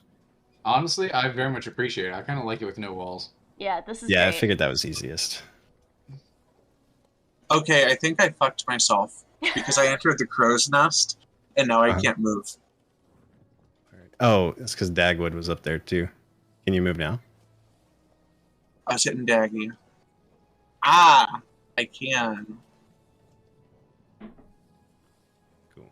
I was trying to see the bow of the ship, but like it's cut off on this image. So, Ardenora, imagine she's down in the bedroom, but just for vision's sake, I'm up top where I assume most people are. I'm at plus 10. We got, yeah, I'm up here. Hawthorne's up here. I'm all the way up top. Rose is floating. Yes, sometimes you may see other. Floating about 10 feet. I think that's due to the walls affecting Yeah. line of sight. So, Gotcha. yeah, just a quirk of multi-level tokens in one map. So, It's so though. cool. Yeah, I love it. I feel like a kid in a candy store. let's see. What do you do with the drunken sailor? What do you do with the drunken sailor? Throw him in the ocean, that's the caper, hardy, hardy, hard. I'm having fun right now. Anyway, All right, so it's pretty clear sailing. Waters are calm. and yeah, you just get familiar with the layout of the ship. Yeah, there's a crow's nest. There's the main deck. There are some studies. There's bedrooms. There's the hold. There's sort of a workroom in the front. I think that's where you would normally do navigating and stuff. Sort of like a meeting room. There's a separate room for the captain's quarters that also has like a little table and stuff, I think. Little pocket rooms throughout, which is really cool. Also on the sort of level of the main deck, but in the back of the ship is the kitchen area, and where, yeah, I think where that would all be served and stuff. So, but yeah, say you a couple hours pass, the ship travels at about, gosh, what was the speed? About 5 miles per hour, as we know it.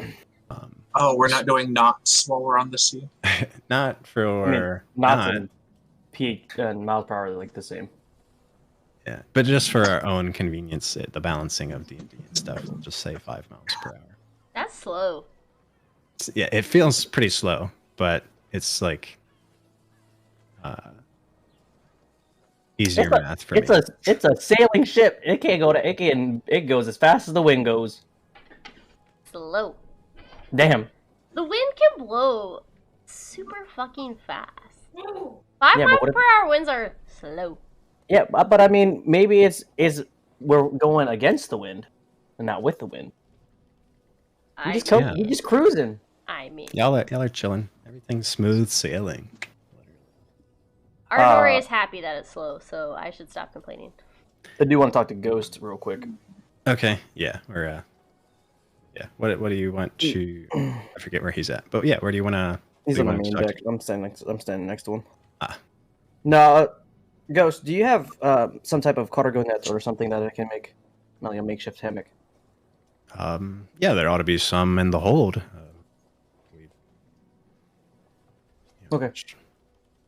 Spare rope just about everywhere, but yeah, try and keep the main deck clear. I'm sure you know. Hi. How long have you been sailing? Oh, about 50 years. How old are you? About 65. Damn. That's crazy. It's all I've known. Jesus And Christ. still so Damn. I started when I was 10. I've only been retired for 5 years. How'd Slowed you down. come about this job? Well, needed something to do, and Belly said there was brought it to my attention. I guess I made some short list somewhere and What? got recommended. What did the job entail that Belly gave you? Oh, he just said that you all needed passage to the fabled quadrangle, which I don't think exists, but job's a job. All right. Well, when you finish your job, I'll be sure to visit you. I appreciate it. I'm gonna go grab my cargo net and go into the crow's nest and make my makeshift hammock. All right. Yeah, what's everyone doing as we sort of wrap up here? What is everyone doing, and what are they thinking about for the immediate future? I've climbed to the top of the ship. Everyone's just in the crow's nest. We're all sleeping in the crow's nest. Wait, is everybody sleeping there? No. Oh, because that's what I was gonna do. Oh, okay. So Yeah, right that's why I here got is my hammock. posting up in. There's 2 crow's nests, but Yeah, I'm in the front. Okay, in the front. So We really need some ballast if everyone's gonna be up in the crow's nest. I mean, if everyone's in the crow's nest, I'm not doing that. I'm just up here looking about. I mean, technically speaking, there are, 3 crow's nests? yeah. So you get a crow's nest. You get a crow's nest. You get a crow's nest. Wait, there's 3. I only see 2. Is there a Yeah, third go on, one? Myra. It's in the back. That So- is? It should be. How do I reach it? It's probably it's not probably interactive. Oh, I see. Probably not, because there's still a mast there, you know, a pole, but it would just be a giant sail. It wouldn't have. I don't think it would. If it lets you, great. It can be a crow's nest, but Put it in here. we all want crow's nests. Give me a sec. Riker just glad to be back on a ship. It's time to show off the down there. Spent most of his time just sleeping at the top. Hmm. Ever vigilant of what would be out in these waters. Whoa. Can you, Especially as third mate now, so that's just going to be his normal resting spot. That's why I grabbed my bedding too, so I don't get sunburn up here. I also reverted from a human to my normal changeling, like my inverted colors of a changeling. You're like skeleton look. Yes, sir. You're a skelly? Yeah. Oh my is goodness. that like a scaly? Wait, did I show everyone what I'm supposed to look like? Excuse me. Hold on. I think you had sent the Hero Forge, Yeah. but that was so long ago. Where is it? There once was a ship that put to sea. The name of the ship was the Maria Sea.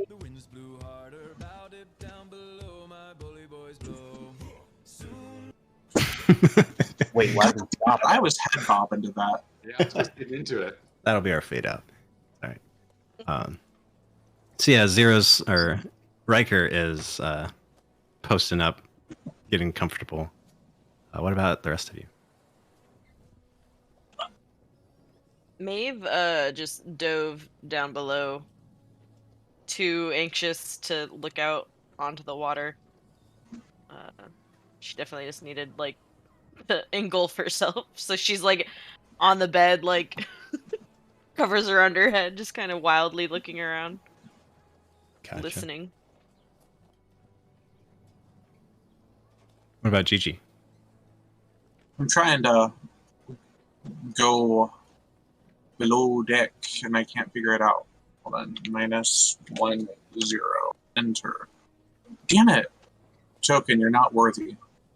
Try -2 0. Oh, you're at 10 feet now, so you're the main deck. Well, You have to go like right here, next right. to the ladder, and then walk forward. So Maeve is showing only below deck. Everybody else is showing all levels. That's interesting. Is Maeve sick too, right? Not sick. sick. Scared. Anxious. she's just spooked. The witch After is coming. after I make my bed, I'm gonna Edward Kenway slide back down the crow's nest and try to find Maeve. I am also investigating Maeve because I'm worried about Maeve. I am no longer worried about Maeve. I was gonna knock on Maeve's door and ask, Maeve, are you okay? Yeah, I'm fine. You've been in there a while. I was checking on you. Yeah, it's good. Do you know where Riker is? You want me to get him for you? Yeah. All right, one moment. Well, switch me out.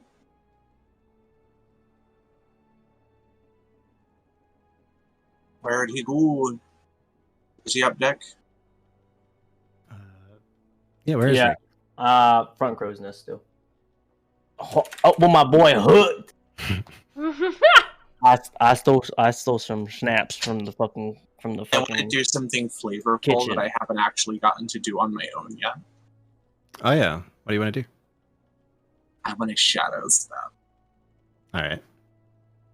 So, is there a shadow up there I can step to in the crow's nest? Well, there'd be a very small shadow since it's sunny today, and I mean, yeah, there'd be an area. Boop. The sun I'm isn't overhead yet, so there's a shadow cast. Cool. I shadow step behind Riker. Riker's kind of lit. And I tap him on the shoulder. Excuse me. Hook, do you see us? Whoa. Is this your friend? It was just us? And now there's 3? Hello? Yeah, he popped out that shadow there. What? Hello. Hi. I need you for a moment. Okay. A little bit indisposed, but Well, lead it's the way. it's me. It's more Maeve. She needs you. Can you go to her cabin, please? Sure. Where is it? Just, you're gonna have to lead me. All right. I'm gonna fucking take the snaps from Hooked. Before Wait, all right. before they get down here, after drinking some tea, is Ardenora feeling better? Give me a Constitution save. With advantage due to the tea. Oh. Damn. God Okay. damn. I didn't even do it with advantage. I don't Okay. think you need the advantage. No. So she's feeling That great. really Thanks, settled the Gigi. stomach. But Can't flip. Ardenora is gonna go over. I assume she's been hearing all this stuff. I mean, she's sick. It's not like she can't hear. So she's gonna go knock on Maeve's door. Maeve? You in there? Yep, I'm here. Hey, I need to talk to you. Yeah, come in. Are you alright? I just never been on a boat before, and stuff's going on, and I don't know. Jeez, I mean, I must have barfed about 5 times now, so I get it. But that's not what I came to talk about. Eyes. The eye. What do you know? Not a lot. Just there's no way it's good. That's something's happening. You don't think it's good? No. I feel a connection to it. You do? Yeah. Like what kind of connection? I don't know, but when I saw it, it gave me more confidence and strength. Huh. That's interesting. What do you mean? What did they say the name was again when they spoke? I don't remember. Okay. Sardior. What name? What? When the eye spoke to Ardenora, what did it say again? Oh, let's see here. I can't remember the name, and I'm Oh, okay. So want to make sure I say the right name. No, I didn't say a name, but and Ardenora wouldn't know this, but Maeve would get the vibe of that might be the self-appointed true queen of the Sealy court, and you know that to be a certain Fey entity.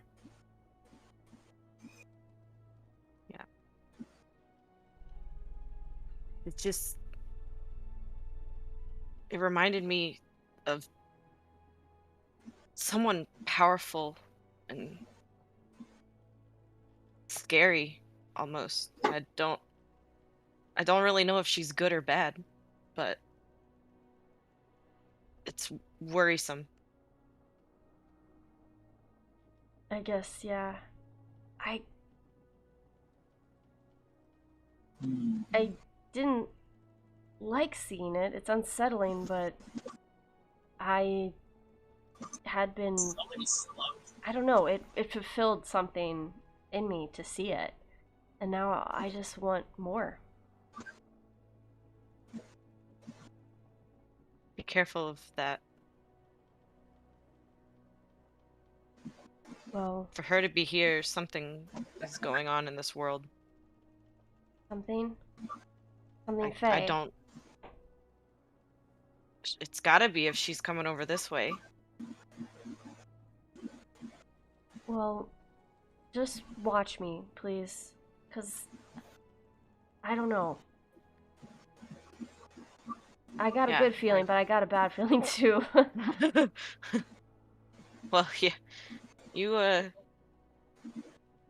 guess anything like that happens again, just let me know, and we can try to figure it out.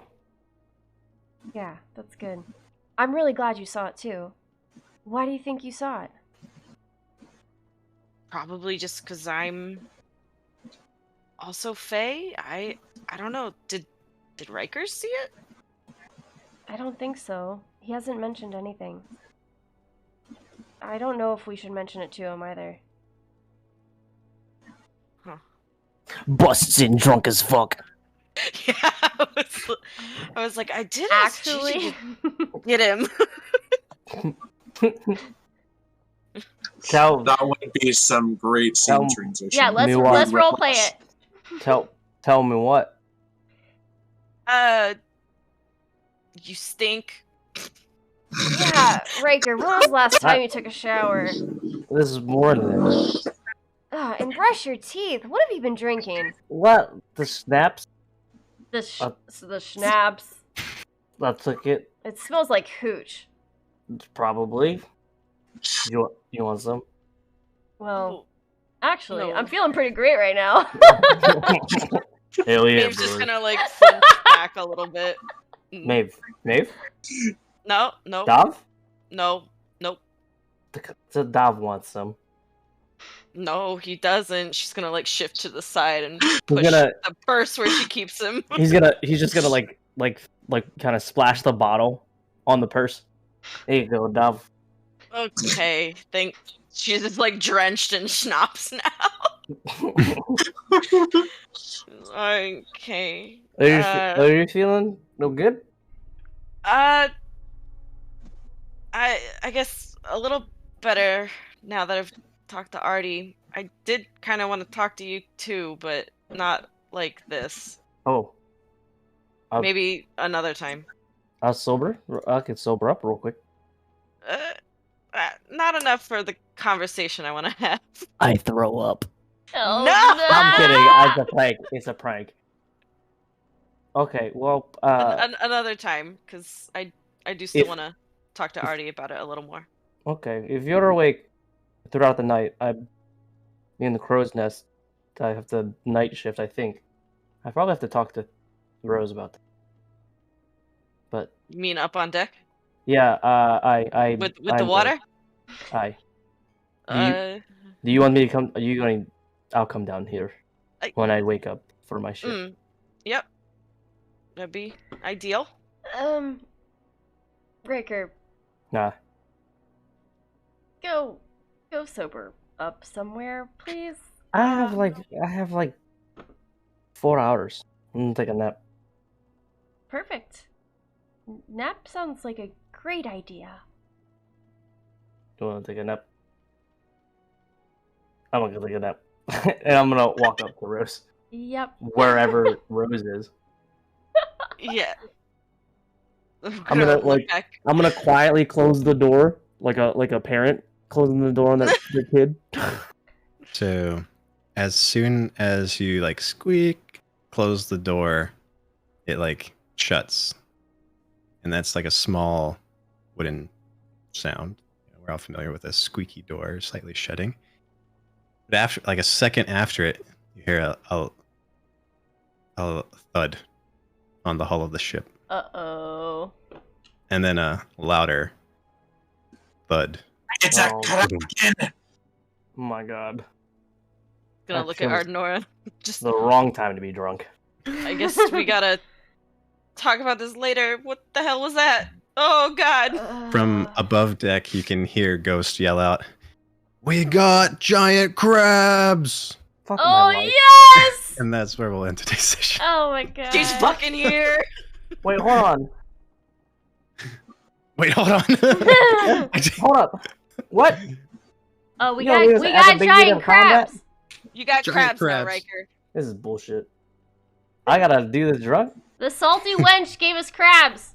Wait, hold Oh up. God. Yeah, Riker will be drunk at the start of the session. Everything I do is gonna be a disadvantage. And you know what? I'm okay. I thought it was gonna be I thought we were gonna have a nice first day, and I was gonna get drunk, take a nappy, do my watch at night, and then that's when I thought like, oh, combat. But it's fine. Yeah, It's cool. so Crabs now. it just affects your ability checks. Oh, Oh, bet. fuck. I'm sorry. So all those Just decks. the phrase, the salty wench gave us crabs. I'm so happy I wasn't taking a drink. Yeah, all the dex checks that we get on the ship rocking potentially, that's gonna be fun. I don't know. Maybe we won't. Maybe we won't get any. Biggest of yikes. Oh my god. Are This we gonna wouldn't be have the first crab time you've legs fought tonight? while drunk, so yeah. I love crab legs. I'm looking forward to the aftermath. Riker, your immediate reaction to this is like, not the crabs again. Like, crabs are pretty common. They're not like you would know them to not be like the end of the world tier attack. Like it's Yeah. there's crabs in the ocean. These are big ones. So Hey, whatever. I get How big? it's like massive. I keep on hoping there'll be crabs in Gargantuan. the ocean. Hey, gang. yeah, this definitely interrupted singing up in the crow's nest. Good old gold teeth. And the crabs are just like, oh. They start doing crab rave. We need a crab Wait. competition Oh my before the session, Dino. I mean, we got a bard here. Y'all can go for it. What? Yeah, if you want to make the crabs crab rave, I'd allow it. How do I do that? I do be having my Play lyre. that beat. Oh. Should we throw Riker in the brig until he's sober? Nah, we need him. Nah, yeah. Yeah, So he yeah, might that- just die again. I'm I'm glad, putting it down. It's fine. glad we're back.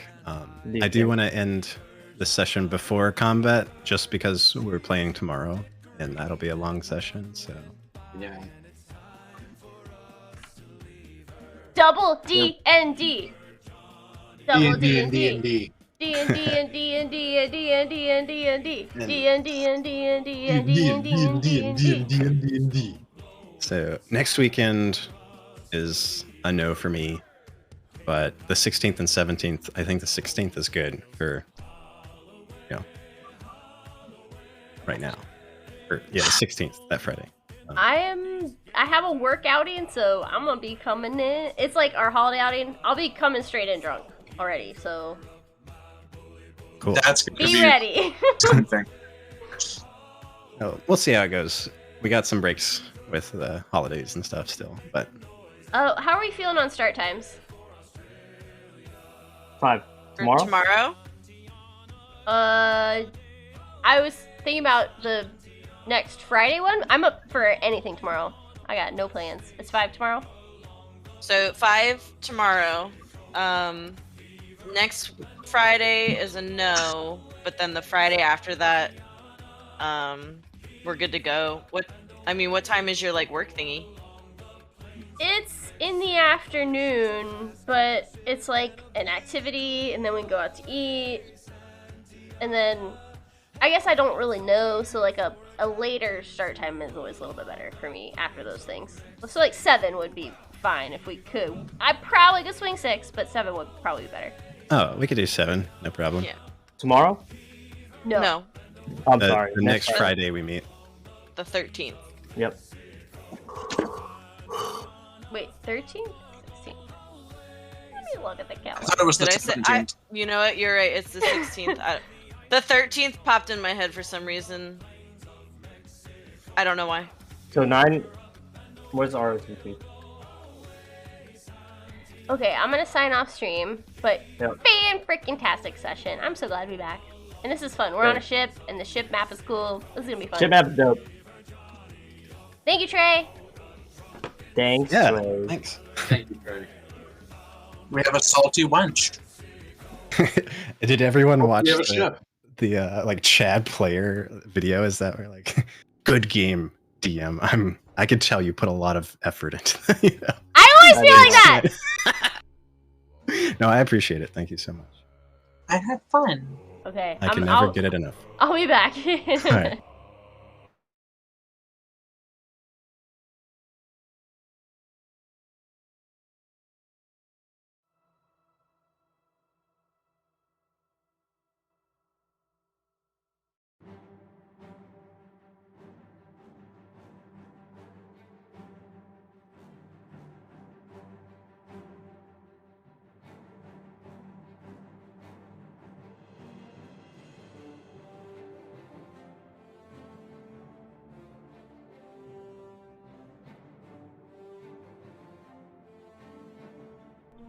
Thank you, Saker, for telling me that I was muted. We will be playing for a week next weekend, but we will be playing the following weekend, the 16th. That's gonna be great. I'm very excited about that. We're back. Dragonsong's back. It's so cool. Yeah, so tomorrow, Curse of Strahd, 5 p.m. I will be streaming it. All the VODs are gonna get uploaded to YouTube. It's great. If you're interested in how things, what happened, whatever. I mean, we did do a lot of like shopping for the party during the beginning of the session, so that's a little bit boring, so you can skip over some of that stuff. Anyway, tomorrow, Strahd. Next weekend, no D&D. The following weekend, Dragonsong. So the 16th is when we'll be back. Yeah, I would like to raid out. I want to see who's streaming so I can do a quick raid. We have a small but mighty group here. Let's see. Who up? Saker, got any recommendations? And thank you so much for popping by at the end here. I hope that you hope that you enjoyed the little bit that you saw. Looks like Jazz is playing the Isle. Okay, yes, we're gonna read Jazz playing the Isle, Jazz Bell XT. The Isle is a dinosaur game. I've been really wanting to play it. So I hope you'll come with me on the raid. Okay. Bye, guys. I'll figure out streaming someday.